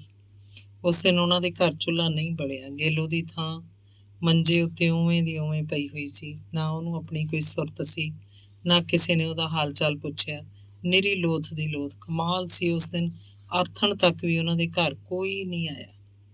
ਜਿਸ ਦਿਨ ਬਖਤੌਰਾ ਗੇਲੇ ਨੂੰ ਲੈ ਕੇ ਮੋੜਾ ਨੂੰ ਗਿਆ, ਉਸ ਦਿਨ ਹੀ ਬਚਿੱਤਰ ਘਰੋਂ ਬਾਹਰ ਨਿਕਲਿਆ। ਆਂਢ ਗੁਆਂਢ ਨੇ ਚੋਰ ਅੱਖ ਨਾਲ ਦੇਖਿਆ। ਉਹਦੇ ਮੋਢੇ ਗੰਡਾਸੀ ਉਸ ਤਰ੍ਹਾਂ ਖੇਤ ਨੂੰ ਤੁਰਿਆ ਜਾ ਰਿਹਾ ਸੀ ਜਿਵੇਂ ਕਿਧਰੇ ਕੁਝ ਵਾਪਰਿਆ ਹੀ ਨਾ ਹੋਵੇ। ਅੰਗ 27ਵਾਂ। ਅਤਰੀ ਬੁੜੀ ਨੇ ਉਸ ਰਾਤ ਦੇਖਿਆ ਸੋ ਦੇਖਿਆ। ਮੁੜ ਕੇ ਉਹ ਕੰਧ ਉੱਤੋਂ ਦੀ ਨਹੀਂ ਝਾਕੀ। ਆਪਣੇ ਅੰਦਰ ਹੀ ਦੜ ਕੇ ਬੈਠ ਗਈ। ਸਾਰਾ ਦਿਨ ਆਪਣੇ ਅੰਦਰ ਹੀ ਬੈਠੀ ਪਈ ਰਹੀ। ਮੈਂਗਲ ਨੂੰ ਤਾਂ ਉਹਨੇ ਉਸੇ ਵੇਲੇ ਰਾਤ ਨੂੰ ਦੱਸਤਾ ਸੀ। ਮੈਂਗਲ ਬੁੜਾ ਸਿਆਣਾ ਸੀ। ਉਹਨੇ ਦੁਨੀਆ ਵੇਖੀ ਸੀ। ਘਾਟ ਘਾਟ ਦਾ ਪਾਣੀ ਪੀਤਾ ਸੀ। ਉਹਨੇ ਸਗੋਂ ਅਤਰੀ ਨੂੰ ਵਰਜਿਆ ਸੀ ਕਿ ਉਹ ਹੁਣ ਬਾਹਰ ਜੰਗਲ ਪਾਣੀ ਗਈ ਕਿਸੇ ਬੁੜੀ ਕੋਲ ਗੱਲ ਨਾ ਕਰੇ। ਆਖਿਆ ਸੀ ਇਹ ਜਿਹੜਾ ਛੇੜਾ ਛਿੜ ਗਿਆ ਮੁੱਕਣ ਵਾਲਾ ਨਹੀਂ। ਆਪਾਂ ਤਾਂ ਐਂ ਹੀ ਰਹਿਣਾ ਵੀ ਕਿਸੇ ਗੱਲ ਦਾ ਪਤਾ ਹੀ ਨਹੀਂ। ਅਸੀਂ ਤਾਂ ਅੰਦਰ ਪੈਂਦੇ ਹਾਂ ਸੁਭਾਅ 'ਚ। ਬਾਹਰ ਕੀ ਹੁੰਦਾ ਸਾਨੂੰ ਕੋਈ ਇਲਮ ਨਹੀਂ। ਪਰ ਬੁੜੀ ਦੀ ਜ਼ਬਾਨ ਕਾਹਨੂੰ ਰਹਿੰਦੀ ਹੈ। ਉਹ ਜੰਗਲ ਪਾਣੀ ਗਈ। ਇੱਕ ਦੋ ਬੁੜੀਆਂ ਨੂੰ ਛੇਤੀ ਛੇਤੀ ਦੱਸ ਆਈ। ਅੱਧ ਪਚਾਦੀ ਦੱਸਿਆ ਸੀ, ਪੂਰੀ ਗੱਲ ਨਹੀਂ ਹੋਈ। ਉਹਨਾਂ ਬੁੜੀਆਂ ਨੇ ਗਾਂਹ ਹੋਰ ਤੀਵੀਆਂ ਨੂੰ ਦੱਸਿਆ। ਮੂੰਹ 'ਚ ਉਂਗਲਾਂ ਪਾਈਆਂ ਸਨ। ਆਖਰੀਆਂ ਸੀ ਸੋਰ ਮਸੋਰਾ ਜਾਂ ਤਾਂ ਸੁਣਦੀਆਂ ਹੁੰਦੀਆਂ ਭਾਈ, ਪਰ ਆ ਭਾਣੇ ਦਾ ਕੀ ਪਤਾ ਸੀ। 12 ਤਾਲੀ ਬਖਤੌਰੇ ਦੀ ਧੀ, ਬਗਾਨਾ ਪੁੱਤ ਮਰਵਾਤਾ। ਨਾਲੇ ਹੁਣ ਬਖਤੌਰੇ ਦਾ ਘਰ ਪੱਟਿਆ ਜਾਊ। ਕਲਯੁਗ ਹੈ ਕਲਯੁਗ। ਹੇ ਬਾਖਰੂ ਦੇਖ ਕੀ ਹੋਈ ਜਾਂਦਾ। ਬੁੜੀਆਂ ਤੋਂ ਗਾਂਹ ਗੱਲ ਬੰਦਿਆਂ 'ਚ ਚਲੀ ਗਈ। ਬੰਦਿਆਂ ਨੇ ਆਪੋ 'ਚ ਤਾਂ ਗੁੱਝੀਆਂ ਗੁੱਝੀਆਂ ਗੱਲਾਂ ਕੀਤੀਆਂ, ਪਰ ਬਖਤੌਰੇ ਦੇ ਘਰ ਕੋਈ ਨਹੀਂ ਗਿਆ। ਉਧਰ ਦਲਤਾਂ ਵੇੜੇ ਬਦਰੇ ਦੇ ਘਰ ਵੀ ਕੋਈ ਨਹੀਂ ਗਿਆ। ਆਥਣ ਤੱਕ ਸਾਰੇ ਪਿੰਡ 'ਚ ਗੱਲ ਫੈਲ ਗਈ। ਉਸੇ ਦਿਨ ਤਾਂ ਨਹੀਂ, ਅਗਲੇ ਦਿਨ ਸਵੇਰੇ ਸਵੇਰੇ ਗੋਵਰਧਨ ਬਦਰੇ ਦੇ ਘਰ ਗਿਆ ਸੀ ਤੇ ਬਹੁਤ ਸੋਗੀ ਆਵਾਜ਼ 'ਚ ਸਭ ਦੱਸਦਾ ਸੀ। ਝੂਠ ਬੋਲਿਆ ਸੀ ਕਿ ਉਹਨੂੰ ਰਾਮੇ ਦਾ ਬਿਲਕੁਲ ਪਤਾ ਨਹੀਂ, ਉਹ ਉਹਨਾਂ ਦੇ ਜਾਂਦਾ ਸੀ। ਆਖ ਰਿਹਾ ਸੀ ਅਸੀਂ ਤਾਂ ਬਦਰਾਸਿਆਂ ਮਸ਼ੀਨ ਤੇ ਉਹਨੂੰ ਪਾ ਕੇ ਢੋਲਿਆਂ ਦੀਆਂ ਲੈਂਦੇ ਸੀ, ਢੋਲਿਆਂ ਦੀਆਂ ਲਾਉਂਦੇ ਸੀ। ਉਹਦੀ ਪੱਕੀ ਨਿਸ਼ਾ ਸੀ, ਉਹਦੇ ਕਰਕੇ ਸਾਨੂੰ ਕੋਈ ਖਤਰਾ ਨਹੀਂ ਸੀ। ਪਰ ਕੀ ਕਹਿ ਸਕਦੇ ਹਾਂ, ਉਹਦੀ ਹੋਣੀ ਉਹਨੂੰ ਉਹਨਾਂ ਦੇ ਲਿਜਾਂਦੀ ਸੀ। ਗੋਵਰਧਨ ਦੇ ਮੂੰਹੋਂ ਗੱਲ ਸੁਣ ਕੇ ਬਦਰਾ ਤੇ ਦਿਆਲੂ ਚੁੱਪ ਦੇ ਚੁੱਪ ਰਹਿ ਗਏ। ਉਹਨਾਂ ਦੇ ਦਿਮਾਗ ਸੁੰਨ ਮਿੱਟੀ ਬਣ ਚੁੱਕੇ ਸੀ। ਗੋਵਰਧਨ ਉਹਨਾਂ ਨੂੰ ਝੂਠ ਬੋਲਦਾ ਲੱਗਿਆ। ਉਹਨਾਂ ਨੂੰ ਉਡੀਕ ਸੀ ਕਿ ਰਾਮਾ ਹੁਣੇ ਚਾਹ ਪੀਣ ਤੇ ਨਹਾਉਣ ਲਈ ਘਰ ਆਏਗਾ। ਗੋਵਰਧਨ ਆਖ ਕੇ ਚਲਾ ਗਿਆ। ਮਸ਼ੀਨ ਤੇ ਜਾ ਕੇ ਉਹਨੂੰ ਨਵੇਂ ਬੰਦੇ ਦੀ ਤਾਂਘ ਹੋਣ ਲੱਗੀ ਸੀ। ਕੰਮ ਤਾਂ ਰੁਕਦਾ ਨਹੀਂ, ਕਾਰੋਬਾਰ ਦਾ ਚੱਲਦਾ ਰਹੇਗਾ। ਉਹਨਾਂ ਨੇ 2 ਦਿਨ ਮਸ਼ੀਨ ਬੰਦ ਰੱਖੀ। ਪੀਣ ਇਕੱਠਾ ਹੋਈ ਜਾਂਦਾ ਸੀ। ਅਖੀਰ ਤੀਜੇ ਦਿਨ ਉਹਨਾਂ ਕੋਲ ਨਵਾਂ ਬੰਦਾ ਆਪਣੇ ਆਪ ਹੀ ਆ ਗਿਆ। ਉਹ ਦਿਨ ਤਾਂ ਲੰਘ ਗਿਆ ਦੁਚਿੱਤੀਆਂ 'ਚ, ਸ਼ੱਕਾਂ 'ਚ ਤੇ ਵਿਸ਼ਵਾਸਾਂ 'ਚ। ਆਥਣ ਨੂੰ ਦਿਆਲੂ ਨੇ ਵੀ ਚੁੱਲ੍ਹਾ ਨਹੀਂ ਬਾਲਿਆ। ਦੁਪਹਿਰੇ ਵੀ ਕੁਛ ਨਹੀਂ ਖਾਧਾ ਪੀਤਾ ਸੀ। ਪਤੀ ਪਤਨੀ ਦੇ ਦਿਲ ਜੁੱਤੀਆਂ ਦਾ ਕੰਮ ਕਰਨ ਵਾਲੇ ਪੱਥਰ ਵਾਂਗ ਹੀ ਪੱਥਰ ਸੀ। ਨਾ ਕੁਛ ਬੋਲਦੇ, ਨਾ ਹਿਲਦੇ, ਨਾ ਰੋਂਦੇ, ਨਾ ਹੱਸਦੇ। ਰਾਤ ਨੂੰ ਨੀਂਦ ਵੀ ਕਿੱਥੇ ਸੀ। ਨਾ ਤਾਂ ਉਹਨਾਂ ਨੂੰ ਬਖਤੌਰੇ ਦੀ ਕੁੜੀ ਨਾਲ ਉਹਨਾਂ ਦੇ ਮੁੰਡੇ ਦੀ ਕਿਸੇ ਗੱਲ ਦਾ ਪਤਾ ਸੀ, ਨਾ ਜੋ ਗੋਵਰਧਨ ਦੱਸ ਕੇ ਗਿਆ ਸੀ ਉਹਦਾ ਕੋਈ ਸੱਚ ਸੀ। ਉਹਨਾਂ ਲਈ ਸਭ ਝੂਠ ਸੀ। ਇੱਕੋ ਭਰੋਸਾ ਜਿਹਾ ਸੀ ਕਿ ਰਾਮਾ ਪਿੰਡੋਂ ਬਾਹਰ ਕਿਧਰੇ ਗਿਆ ਹੈ। ਇੱਕ ਦਿਨ ਜ਼ਰੂਰ ਆਪਣੇ ਘਰ ਆਏਗਾ। ਅਗਲੇ ਦਿਨ ਮੂੰਹ ਹਨੇਰੇ ਜਦੋਂ ਬੁੜੀਆਂ ਬਾਹਰ ਜੰਗਲ ਪਾਣੀ ਜਾਂਦੀਆਂ, ਦਿਆਲੂ ਚੁੰਨੀ ਦੀ ਬੁੱਕਲ ਮਾਰ ਕੇ ਪਾਸਾ ਜਿਹਾ ਬਚਾਉਂਦੀ ਮੈਂਗਲ ਦੇ ਘਰ ਗਈ। ਅਤਰੀ ਘਰ ਹੀ ਸੀ। ਜੰਗਲ ਪਾਣੀ ਜਾ ਕੇ ਜਾ ਆਈ ਹੋਏਗੀ ਜਾਂ ਅਜੇ ਜਾਣਾ ਹੋਏਗਾ। ਦਿਆਲੂ ਦੇ ਸੰਗ 'ਚ ਹੰਝੂ ਸੀ। ਉਹ ਚੋਰੀਆਂ ਜੇ ਅਤਰੀ ਨੂੰ ਪੁੱਛਣ ਲੱਗੀ ਤਾਂ ਉਹ ਤਾਂ ਸਾਫ਼ ਮੁੱਕਰ ਗਈ। ਆਖਦੀ ਮੈਨੂੰ ਕਾਸੇ ਦਾ ਪਤਾ ਨਹੀਂ, ਮੈਂ ਕੁਛ ਨਹੀਂ ਦੇਖਿਆ, ਐਵੇਂ ਕੁੱਤੀਆਂ ਤੀਵੀਆਂ ਭੌਂਕਦੀਆਂ ਨੇ। ਤਾਂ ਇਹ ਸਭ ਝੂਠ ਹੈ। ਦਿਆਲੂ ਦੀਆਂ ਅੱਖਾਂ 'ਚ ਚਮਕ ਆ ਗਈ। ਕੋਰਾ ਝੂਠ। ਮੈਂ ਨਹੀਂ ਕੁਛ ਦੇਖਿਆ। ਮੈਂ ਕਿਉਂ ਬਗਾਨੀ ਧੀ ਦਾ ਨਾਂ ਲੈ ਕੇ ਪਾਪਾਂ ਦੀ ਭਾਗਣ ਬਣਾ। ਤੇਰਾ ਪੁੱਤ ਇੱਕ ਦਿਨ ਵੀ ਕਦੇ ਮੈਂ ਇਹਨਾਂ ਦੇ ਆਉਂਦਾ ਜਾਂਦਾ ਨਹੀਂ ਦੇਖਿਆ। ਅੰਤਮ ਗੱਲਾਂ ਆਖ ਕੇ ਆਪਣੀ ਦ੍ਰਿੜਤਾ ਕਾਇਮ ਰੱਖ ਰਹੀ ਸੀ। ਦਿਆਲੂ ਉਹਨਾਂ ਦੇ ਘਰੋਂ ਬਾਹਰ ਹੋਈ ਤਾਂ ਮੈਂਗਲ ਬੋਲਿਆ ਅਤਰੀ ਤੂੰ ਠੀਕ ਕੀਤਾ। ਆਪਾਂ ਨੂੰਹਾਂ ਧੀਆਂ ਵਾਲੇ ਆ, ਫਿਰ ਵੀ ਆਪਣੇ ਨੇ ਬਖਤੌਰੇ ਕੇ ਕਿਹਾ ਦਲਤਾਂ ਤੋਂ ਆਪਾਂ ਕੀ ਲੈਣਾ। ਜਿਨ੍ਹਾਂ ਇੱਕ ਦੋ ਬੁੜੀਆਂ ਕੋਲ ਅਤਰੀ ਨੇ ਮੂੰਹ ਖੋਲਿਆ ਸੀ ਉਹ ਵੀ ਪੱਤੀ ਚਾਖਦੀਆਂ ਫਿਰਦੀਆਂ ਸੀ ਕਿ ਅਤਰੀ ਬੁੜੀ ਨੇ ਸਾਨੂੰ ਕੁਝ ਨਹੀਂ ਦੱਸਿਆ ਤੇ ਨਾ ਹੀ ਅਸੀਂ ਅੱਗੇ ਕਿਸੇ ਨੂੰ ਕੋਈ ਗੱਲ ਆਖੀ ਹੈ। ਪਰ ਪਿੰਡ 'ਚ ਗੁੱਜਾ ਸਭ ਨੂੰ ਪਤਾ ਲੱਗ ਗਿਆ ਕਿ ਬਦਰੇ ਦਲਤ ਦਾ ਮੁੰਡਾ ਰਾਮਾ ਬਖਤੌਰੇ ਦੇ ਘਰ ਉੱਤੋਂ ਫੜਿਆ ਗਿਆ ਤੇ ਉਹਨਾਂ ਨੇ ਉਹਨੂੰ ਮਾਰ ਕੇ ਕਿਧਰੇ ਖਪਾ ਦਿੱਤਾ। ਸਿਆਣੇ ਬੰਦੇ ਲੇਪਣ ਲਾਉਂਦੇ ਕਿ ਦਲਤਾਂ ਦੇ ਮੁੰਡੇ ਦੀ ਲਾਸ਼ ਜਾਂ ਤਾਂ ਦਾਨੇ ਕੇ ਟੋਭੇ 'ਚ ਪਈ ਹੈ ਤੇ ਜਾਂ ਫਿਰ ਕਿਸੇ ਖੂਹ 'ਚ ਹੈ। ਪਾਣੀ 'ਚ ਲੋਥ ਹੋਵੇ ਤਾਂ ਫੁੱਲ ਕੇ ਤਾਂ ਆ ਜਾਂਦੀ ਹੈ। ਪਿੰਡ 'ਚ 4 ਪੁਰਾਣੇ ਖੂਹ ਨੇ, ਸਾਰੇ ਵੇਖ ਲਏ ਲੋਕਾਂ ਨੇ, ਕਿਧਰੇ ਕੁਛ ਨਹੀਂ। ਟੋਭੇ 'ਚ ਸਿੱਟੀ ਹੁੰਦੀ ਤਾਂ ਤਰਦੀ ਫਿਰਦੀ ਕੋਈ ਬੰਦਾ ਆਖ ਰਿਹਾ ਸੀ। ਉਹ ਭਾਈ ਮਾਰਨ ਵਾਲੇ ਬੜੇ ਚਲਾਕ ਹੁੰਦੇ ਆ, ਬੰਦੇ ਨਾਲ ਮਣ ਦਾ ਵੱਟਾ ਬੰਨ੍ਹ ਕੇ ਸਿੱਟ ਦਿਓ ਫਿਰ ਕਿਵੇਂ ਤਾਂ ਆਜੂ ਲੋਥ। ਇੱਕ ਹੋਰ ਨੇ ਦਲੀਲ ਦਿੱਤੀ, ਟੋਆ ਪੱਟ ਕੇ ਕਿਧਰੇ ਉਹਨੂੰ ਦੱਬ ਵੀ ਸਕਦੇ ਆ। ਤੀਜੇ ਬੰਦੇ ਨੇ ਨਵਾਂ ਸ਼ੱਕ ਜ਼ਾਹਰ ਕੀਤਾ, ਕੀ ਕਹਿ ਸਕਦੇ ਆ ਭਾਈ, ਪੁਲਿਸ ਦਾ ਕੰਮ ਰਹਿ ਗਿਆ ਹੁਣ। ਚੌਥੇ ਨੇ ਗੱਲ ਮੁਕਾਈ। ਅੰਗ 28ਵਾਂ। ਚੌਥੇ ਦਿਨ ਬਦਰਾ ਬੰਦਿਆਂ ਨੂੰ ਲੈ ਕੇ ਸੰਗਰੂਰ ਪੁਲਿਸ ਦੇ ਗਿਆ। ਥਾਣੇਦਾਰ ਨੇ ਪਹਿਲਾਂ ਤਾਂ ਉਹਦੀ ਸਾਰੀ ਗੱਲ ਜ਼ਬਾਨੀ ਸੁਣੀ, ਫਿਰ ਲਿਖਵਾ ਕੇ ਗੂਠਾ ਲਵਾ ਲਿਆ। ਉਹਨੇ ਲਿਖਵਾਇਆ ਕਿ ਉਹਦਾ ਮੁੰਡਾ ਰਾਮ ਸਿੰਘ 4 ਦਿਨਾਂ ਤੋਂ ਗੁੰਮ ਹੈ। ਉਹਨੂੰ ਸ਼ੱਕ ਹੈ ਕਿ ਰਾਮ ਸਿੰਘ ਨੂੰ ਮਾਰ ਦਿੱਤਾ ਗਿਆ। ਪੁਲਿਸ ਪੜਤਾਲ ਕਰੇ ਤੇ ਮਾਰਨ ਵਾਲੇ ਨੂੰ ਸਜ਼ਾ ਦਿੱਤੀ ਜਾਏ। ਥਾਣੇਦਾਰ ਨੇ ਪਿੰਡ ਦੇ ਬੰਦਿਆਂ ਨੂੰ ਅੱਡ ਲਿਜਾ ਕੇ ਪੁੱਛਿਆ ਕਿ ਅਸਲੀ ਕਹਾਣੀ ਦੱਸੋ ਕੀ ਹੈ। ਅਸੀਂ ਲਿਖ ਕੇ ਤਾਂ ਨਹੀਂ ਦਿੰਦੇ ਸਰਦਾਰ ਜੀ, ਊਂ ਦੱਸ ਦਿੰਦੇ ਆ। ਨੰਬਰਦਾਰ ਨੇ ਹੱਥ ਜੋੜੇ। ਚੱਲ ਊਂ ਦੱਸ। ਆ ਬਖਤੌਰ ਸੂੰ ਦੀ ਕੁੜੀ ਕੋਲ ਰਾਤ ਬਰਾਤੇ ਇਹਦਾ ਮੁੰਡਾ ਆਉਂਦਾ ਜਾਂਦਾ ਸੀ। ਬਹੁਤਾ ਕੀ ਆਖੇ, ਤੁਸੀਂ ਆਪ ਸਮਝਦਾਰ। ਇਹਦਾ ਮੁੰਡਾ ਕੀ ਕੰਮ ਕਰਦਾ ਸੀ? ਉਹ ਜੀ ਬਾਣੀਆਂ ਦੀ ਮਸ਼ੀਨ ਤੇ ਆਟਾ ਚੱਕੀ ਦਾ ਕੰਮ ਕਰਦਾ ਸੀ। ਕਤਲ ਹੋਇਆ ਉਹਦਾ? ਹਾਂਜੀ, ਇਹੀ ਸਮਝੋ ਹੁਣ ਤਾਂ। ਪਿੰਡ 'ਚ ਇਹੀ ਗੱਲ ਉੱਡੀ ਹੋਈ ਆ ਵੀ ਬਖਤੌਰੇ ਦੇ ਮੁੰਡੇ ਬਚਿੱਤਰ ਨੇ ਬਦਰੇ ਦੇ ਮੁੰਡੇ ਦਾ ਕਤਲ ਕੀਤਾ। ਲਾਸ਼ ਦਾ ਕੀ ਬਣਿਆ ਉਹਦਾ ਕਿਸੇ ਨੂੰ ਨਹੀਂ ਪਤਾ ਜੀ। ਸਰਦਾਰ ਜੀ, ਇਹ ਤਾਂ ਹੁਣ ਉਹੀ ਦੱਸਣਗੇ ਕਤਲ ਕਰਨ ਵਾਲੇ। ਰਬਟ ਲਿਖਾ ਕੇ ਬਦਰਾ ਤੇ ਪਿੰਡ ਦੇ ਬੰਦੇ ਚੱਠੀਆਂ ਆ ਗਏ। ਅਗਲੇ ਦਿਨ ਤੜਕੇ ਮੂੰਹ ਨੇਰੇ ਪੁਲਿਸ ਦੀਆਂ ਜੀਪਾਂ ਆਈਆਂ ਤੇ ਤਿੰਨਾਂ ਨੂੰ ਚੁੱਕ ਕੇ ਲੈ ਗਈ। ਪਿੰਡ ਦੀ ਪੰਚਾਇਤ ਦੇ 4 ਬੰਦੇ ਤੇ 2 ਨੰਬਰਦਾਰ ਆਥਣ ਨੂੰ ਸੰਗਰੂਰ ਗਏ। ਥਾਣੇਦਾਰ ਦੀਆਂ ਮਿੰਨਤਾਂ ਕਰਕੇ ਗੁਰਮੀਤ ਕੌਰ ਨੂੰ ਲੈ ਆਏ। ਆਖਿਆ ਇਹਦਾ ਵਿਚਾਰੀ ਤੀਵੀਂ ਮਾਣੀ ਦਾ ਕੋਈ ਕਸੂਰ ਨਹੀਂ, ਜਦੋਂ ਤੁਹਾਨੂੰ ਇਹਦੀ ਲੋੜ ਪਈ ਪੇਸ਼ ਕਰ ਦਿਆਂਗੇ, ਸਾਥੋਂ ਲੈ ਲਿਓ ਇਹਨੂੰ, ਅਸੀਂ ਜ਼ਿੰਮੇਦਾਰ ਆ। ਸਰਪੰਚ ਨੇ ਵਿਸ਼ਵਾਸ ਦਿੱਤਾ ਸੀ।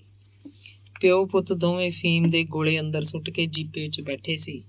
ਪੁਲਿਸ ਨੇ ਕੱਲੇ ਨੂੰ ਹਨੇਰੇ ਕਮਰੇ 'ਚ ਲਿਜਾ ਕੇ ਖੂਬ ਕੁੱਟਿਆ, ਨੰਗੇ ਕਰਕੇ ਉਹਨਾਂ ਦੇ ਪਟੇ ਲਾਏ, ਘੋਟਾ ਵੀ ਲਾਇਆ, ਡੰਡੇ ਮਾਰ ਉਹਨਾਂ ਦੇ ਮੌਰ ਭੰਨਤੇ।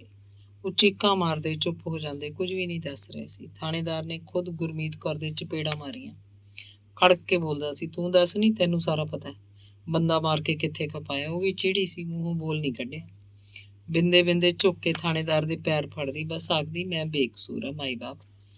ਆਥਣੇ ਜਦੋਂ ਪੰਚਾਇਤ ਗੁਰਮੀਤ ਕੌਰ ਨੂੰ ਲੈਣ ਪਹੁੰਚੀ ਸੀ, ਉਹ ਦੋਵੇਂ ਅੱਡ ਕਮਰਿਆਂ 'ਚ ਅੱਧ ਮਰੇ ਹੋਏ ਵੱਖੀ ਪਰਨੇ ਫਰਸ਼ ਤੇ ਪਏ ਸੀ। ਉਹਨਾਂ ਨੂੰ ਨਹੀਂ ਪਤਾ ਸੀ ਪਿੰਡ ਦੀ ਪੰਚਾਇਤ ਕਦੋਂ ਆਈ, ਕਦੋਂ ਗੁਰਮੀਤ ਕੌਰ ਨੂੰ ਲੈ ਕੇ ਚਲੀ ਗਈ। ਥਾਣੇਦਾਰ ਨੇ ਪੰਚਾਇਤ ਨੂੰ ਉਹਨਾਂ ਦੇ ਕਮਰਿਆਂ 'ਚ ਜਾਣ ਨਹੀਂ ਦਿੱਤਾ ਸੀ। ਪੁਲਿਸ ਉਹਨਾਂ ਨੂੰ 4 ਦਿਨ ਕੁੱਟਦੀ ਰਹੀ, ਪਰ ਉਹ ਮੰਨੇ ਨਹੀਂ ਕਿ ਰਾਮਾ ਉਹਨਾਂ ਨੇ ਮਾਰਿਆ। ਤੇ ਫਿਰ ਥਾਣੇਦਾਰ ਨੇ ਕੁਟਾਪਾ ਬੰਦ ਕਰਤਾ। ਉਹ ਦੋਵਾਂ ਨੂੰ ਅੱਡ ਬੁਲਾ ਕੇ ਪ੍ਰੇਮ ਭਾਵ ਨਾਲ ਗੱਲਾਂ ਕਰਦਾ, ਆਖਦਾ, ਜੇ ਤੁਸੀਂ ਕਬਾਲ ਕਰ ਲਓ ਤਾਂ ਤੁਹਾਡਾ ਫਾਇਦਾ ਹੋ ਸਕਦਾ ਹੈ। ਹੋ ਜਾਂਦੀ ਹੈ ਇਨਸਾਨ ਤੋਂ ਗਲਤੀ, ਤੁਸੀਂ ਲੱਗਦੇ ਤਾਂ ਨਹੀਂ ਇਹੋ ਜਿਹੇ, ਪਰ ਅਣਸਰਦੇ ਨੂੰ ਕੀ ਕਰੇ ਕੋਈ। ਉਹਨਾਂ ਨੂੰ ਲੱਗਿਆ ਥਾਣੇਦਾਰ ਬਹੁਤ ਭਲਾ ਬੰਦਾ ਹੈ, ਜਿਵੇਂ ਉਹਨਾਂ ਦਾ ਕੋਈ ਰਿਸ਼ਤੇਦਾਰ ਹੋਵੇ। ਅਖੀਰ ਇੱਕ ਦਿਨ ਬਚਿੱਤਰ ਬਕ ਪਿਆ ਕਿ ਰਾਮੇ ਦਾ ਕਤਲ ਉਸੇ ਨੇ ਕੀਤਾ ਹੈ।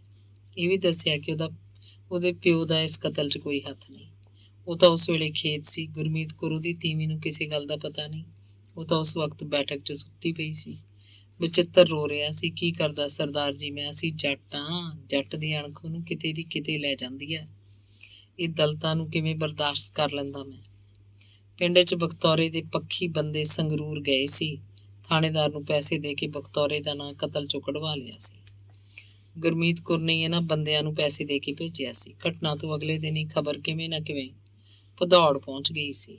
ਇਹ ਖਬਰ ਵੀ ਕਿ ਗੁਰਮੀਤ ਕੌਰ ਘਰ 'ਚ ਹੁਣ ਇਕੱਲੀ ਹੈ। ਪਿਓ ਪੁੱਤ ਦੋਵੇਂ ਪੁਲਿਸ ਦੀ ਹਿਰਾਸਤ ਵਿੱਚ ਹੈ।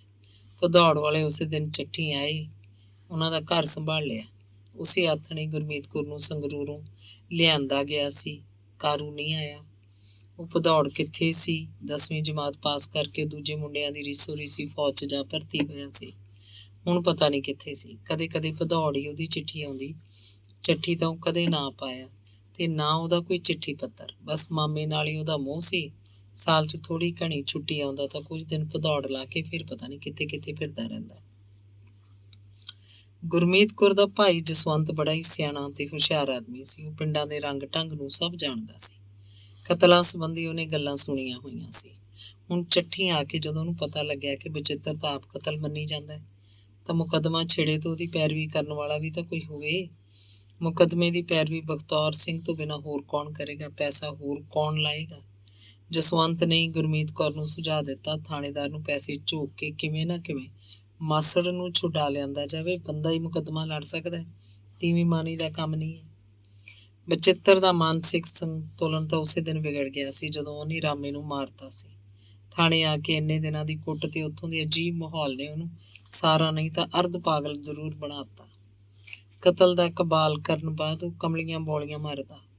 ਜਿਸ ਦਿਨ ਪਿੰਡ ਵਾਲੇ ਉਹਦੇ ਪਿਓ ਨੂੰ ਛੁਡਾਉਣ ਆਏ ਤਾਂ ਉਹਨਾਂ ਦੇ ਆਖਣ ਨਾਲ ਬਚਿੱਤਰ ਨੂੰ ਕਮਰਿਓਂ ਬਾਹਰ ਕੱਢ ਲਿਆ। ਉਹਦਾ ਬੁਰਾ ਹਾਲ ਸੀ। ਪਹਿਲਾਂ ਤਾਂ ਉਹਨੇ ਪਿੰਡ ਦੇ ਸਾਰੇ ਬੰਦਿਆਂ ਦੇ ਪੈਰੀਂ ਹੱਥ ਲਾਏ, ਫਿਰ ਥਾਣੇਦਾਰ ਅੱਗੇ ਖੜ ਕੇ ਉੱਚਾ ਬੋਲ ਕੱਢਿਆ, ਰਾਮੇ ਨੂੰ ਮੈਂ ਨਹੀਂ ਮਾਰਿਆ। ਹੋਰ ਕਿਹਨੇ ਮਾਰਿਆ? ਥਾਣੇਦਾਰ ਨੇ ਧੀਮੇ ਸ਼ਬਦਾਂ 'ਚ ਪੁੱਛਿਆ। ਬਚਿੱਤਰ ਨੇ ਦੋਵੇਂ ਹੱਥ ਤਾਂਹ ਕੀਤੇ, ਇੱਕ ਬਾਂਹ ਪੂਰੀ ਨਹੀਂ ਉੱਠੀ ਹੋਈ ਸੀ।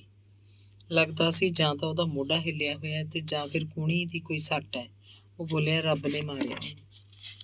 ਸਾਲਾ ਰੱਬ ਦਾ, ਉਹ ਰੱਬ ਤੂੰ ਹੀ ਹੈ, ਹੋਰ ਕੌਣ ਹੈ? ਥਾਣੇਦਾਰ ਪੰਚਾਇਤ ਸਾਹਮਣੇ ਹੱਸਣ ਲੱਗਿਆ। ਬੰਦੇ ਹੋਰ ਗੰਭੀਰ ਬਣੇ ਖੜੇ ਸੀ। ਲੈ ਜਾਓ ਇਹਨੂੰ ਅੰਦਰ, ਦਿਮਾਗ ਹਿੱਲ ਗਿਆ ਇਹਦਾ, ਥਾਣੇਦਾਰ ਨੇ ਸਿਪਾਹੀਆਂ ਨੂੰ ਕਿਹਾ। ਹੁਣ ਉਹ ਆਪਣੇ ਹੱਥ ਜੋੜ ਕੇ ਮੱਥੇ ਨੂੰ ਲਾ ਰਿਹਾ ਸੀ। ਹੌਲੀ ਹੌਲੀ ਆਖ ਰਿਹਾ ਸੀ, ਠੀਕ ਹੈ ਸਰਦਾਰ ਜੀ, ਮੈਂ ਹੀ ਮਾਰਿਆ ਰਾਮੇ ਨੂੰ। ਬਚਿੱਤਰ ਇਹ ਨਹੀਂ ਦੱਸਦਾ ਸੀ ਕਿ ਰਾਮੇ ਦੀ ਲਾਸ਼ ਕਿੱਥੇ ਹੈ। ਥਾਣੇਦਾਰ ਪਿਆਰ ਨਾਲ ਵੀ ਪੁੱਛਦਾ ਤਾਂ ਬੋਲਦਾ, ਟੋਭੇ 'ਚ। ਕਦੇ ਆਖਦਾ ਖੂਹ 'ਚ, ਕਦੇ ਹੱਸਣ ਲੱਗਦਾ, ਮੈਨੂੰ ਕੀ ਪਤਾ ਜੀ, ਖਾ ਗਏ ਹੋਣਗੇ ਕਾਂ ਕੁੱਤੇ। ਉਹ ਲਾਸ਼ ਦੱਸ ਕਿੱਥੇ ਹੈ? ਥਾਣੇਦਾਰ ਨੇ ਉਹਦੇ ਸਿਰ ਦੇ ਵਾਲ ਖਿੱਚੇ। ਲਾਸ਼ ਜੀ? ਹਾਂ ਲਾਸ਼ ਦੱਸ। ਲਾਸ਼ ਕੁੱਤਿਆਂ ਦੇ ਢਿੱਡ 'ਚੋਂ। ਹੱਸਣ ਲੱਗਦਾ, ਕਦੇ ਸੱਚ ਬੋਲਦਾ, ਕੀੜੇ ਖਾ ਗਏ। ਅੰਗ 29ਵਾਂ।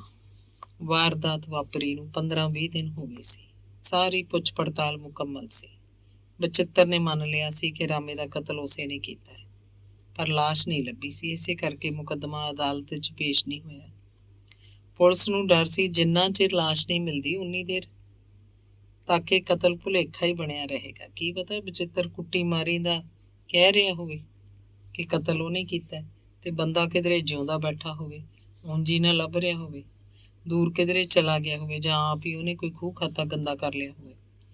ਪੁਲਿਸ 2 ਵਾਰ ਬਚਿੱਤਰ ਨੂੰ ਚੱਠੀ ਲੈ ਕੇ ਗਈ। ਜਿਵੇਂ ਉਹਨੂੰ ਪੁੱਛਦੇ ਉਵੇਂ ਹੀ ਜਵਾਬ ਦਿੰਦਾ। ਉਹਦੇ ਦਿਮਾਗ ਠਿਕਾਣੇ ਨਹੀਂ ਸੀ। ਬੋਲ, ਲਾਸ਼ ਟੋਭੇ 'ਚ ਸਿੱਟੀ ਸੀ ਤੂੰ? ਹਾਂ ਟੋਭੇ 'ਚ ਸਿੱਟੀ ਸੀ। ਲਾਸ਼ ਕਿਸੇ ਖੂਹ 'ਚ ਹੈ? ਹਾਂ ਖੂਹ 'ਚ ਹੈ। ਲਾਸ਼ ਫੂਕਤੀ ਤੂੰ? ਹਾਂ ਸਿਵਿਆਂ 'ਚ। ਕਿੱਥੇ ਹੈ ਲਾਸ਼? ਕੁੱਤੇ ਖਾ ਗਏ। ਆਲੇ ਦੁਆਲੇ ਦੇ ਪਿੰਡਾਂ 'ਚੋਂ ਲੱਭ ਕੇ ਲਿਆਂਦੇ ਕੋਈ 10 ਗੋਤਾਖੋਰ ਝਿਓਰ ਪੁਲਿਸ ਨੇ ਦਾਨੇ ਕੇ ਟੋਭੇ 'ਚ ਵਾੜੇ। ਦੁਪਹਿਰ ਤੱਕ ਉਹ ਗੋਤੇ ਮਾਰਦੇ ਰਹੇ। ਸਾਰਾ ਟੋਭਾ ਫਰੋਲ ਮਾਰਿਆ, ਪਰ ਕਿਧਰੇ ਕੁਝ ਨਹੀਂ ਸੀ। ਝਿਓਰਾਂ ਦੀਆਂ ਚੁੰਬੀਆਂ ਨੇ ਟੋਭੇ ਦੇ ਪਾਣੀ ਨੂੰ ਸਾਂ ਕਰਨ ਲਾ ਦਿੱਤਾ ਸੀ, ਪਰ ਪਾਣੀਆਂ ਨੇ ਦੱਸਿਆ ਕੁਝ ਨਹੀਂ। ਉਹਨਾਂ ਹੀ ਝਿਓਰਾਂ ਨੇ ਫਿਰ ਪਿੰਡ ਦੇ 4 ਵੱਡੇ ਖੂਹ ਦੇਖੇ। ਇਹਨਾਂ ਖੂਹਾਂ 'ਚੋਂ ਪਾਣੀ ਕੋਈ ਨਹੀਂ ਭਰਦਾ ਸੀ। ਲੋਕਾਂ ਦੇ ਘਰੀ ਨਲਕੇ ਲੱਗ ਚੁੱਕੇ ਸੀ, ਵੱਡੇ ਪੰਪ ਵੀ ਸੀ, ਪਰ ਕੁੱਤਾ ਨਲਕਿਆਂ ਦਾ ਬਹੁਤਾ ਰਿਵਾਜ ਸੀ। ਪੰਜਾਬ 'ਚ ਵੱਡੇ ਮੀਂਹ ਜਦੋਂ ਦੇ ਪਏ ਸੀ, ਧਰਤੀ ਦਾ ਪਾਣੀ ਨੇੜੇ ਮਿਲ ਜਾਂਦਾ। ਖੂਹਾਂ ਵਿੱਚ ਹੀ ਕਿਧਰੇ ਕੋਈ ਲਾਸ਼ ਨਹੀਂ ਸੀ। ਹੋਰ ਬਥੇਰਾ ਕੁਝ ਨਿਕਲਿਆ। ਝੋਰਾਂ ਨੂੰ ਗੰਦਮੰਦ ਵਿੱਚ ਵੀ ਹੱਥ ਮਾਰਨਾ ਪਿਆ ਸੀ। ਦੂਜੀ ਵਾਰ ਜਦੋਂ ਪੁਲਿਸ ਆਈ, ਉਹਨਾਂ 'ਚ ਕਾਲਾ ਹੌਲਦਾਰ ਵੀ ਸੀ। ਹੌਲਦਾਰ ਤੇਗਾ ਸਿੰਘ ਰੰਗ ਦਾ, ਸ਼ਾਹ ਕਾਲਾ, ਵੱਡੀ ਉਮਰ ਦਾ ਸੀ। ਬਸ ਹੁਣ ਪੈਨਸ਼ਨ ਦੇ ਨੇੜੇ ਸੀ। ਉਹ ਕਤਲ ਦੀਆਂ ਲਾਸ਼ਾਂ ਕਢਵਾਉਣ 'ਚ ਮਾਹਰ ਸੀ। ਅਨਪੜ੍ਹ ਬੰਦਾ ਸੀ। ਸਿਰਫ ਪੰਜਾਬੀ 'ਚ ਆਪਣੇ ਦਸਖਤ ਕਰਨੇ ਜਾਣਦਾ। ਇਹ ਦਸਖਤ ਉਹਨੇ ਤਨਖਾਹ ਲੈਣ ਵੇਲੇ ਰਸੀਦੀ ਟਿਕਟ ਉੱਤੇ ਕਰਨ ਲਈ ਸਿੱਖੇ ਸੀ, ਨਹੀਂ ਤਾਂ ਪਹਿਲੇ ਸਾਲਾਂ 'ਚ ਅੰਗੂਠਾ ਲਾਉਂਦਾ ਹੁੰਦਾ ਸੀ। ਉਹਦੀ ਅੰਗਰੇਜ਼ਾਂ ਵਰਗੀ ਅਕਲ ਸੀ। ਮਨੁੱਖੀ ਮਨੋਵਿਗਿਆਨ ਦਾ ਗਿਆਨ ਉਹਨੂੰ ਕੁਦਰਤੀ ਸੀ। ਉਹ ਜਦੋਂ ਬਖਤੌਰੇ ਦੇ ਘਰ ਗਏ, ਬਖਤੌਰਾ ਤਾਂ ਥਾਣੇਦਾਰ ਅੱਗੇ ਹੱਥ ਬੰਨ੍ਹੀ ਖੜਾ ਸੀ। ਬਚਿੱਤਰ ਵਿਹੜੇ 'ਚ ਪੈਰਾਂ ਭਾਰ ਬੈਠਾ ਹੋਰ ਹੀ ਕਿਧਰੇ ਝਾਕ ਰਿਹਾ ਸੀ। ਉਹਦੇ ਇੱਕ ਹੱਥ ਨੂੰ ਹੱਥਕੜੀ ਲੱਗੀ ਸੀ, ਜਿਹੜੀ ਇੱਕ ਨਰੋਏ ਜਿਹੇ ਸਿਪਾਹੀ ਦੇ ਹੱਥ 'ਚ ਸੀ। ਗੁਰਮੀਤ ਕੌਰ ਹਵਾ ਦੀ ਤੇਜ਼ੀ ਨਾਲ ਸਬਾਤ ਅੰਦਰੋਂ ਨਿਕਲੀ ਤੇ ਵਿਹੜੇ 'ਚ ਚੌਂਤਰੇ ਤੇ ਬਣੇ ਚੁੱਲ੍ਹੇ ਤੇ ਮਿੱਟੀ ਦਾ ਬੱਠਲ ਮੂਧਾ ਮਾਰ ਗਈ। ਹੌਲਦਾਰ ਤੇਗਾ ਸਿੰਘ ਘਰ ਦੀ ਨਿਰਖ ਪਰਖ ਕਰ ਰਿਹਾ ਸੀ। ਉਹ ਅੰਦਰ ਸਬਾਤ 'ਚ ਖੜ ਗਿਆ।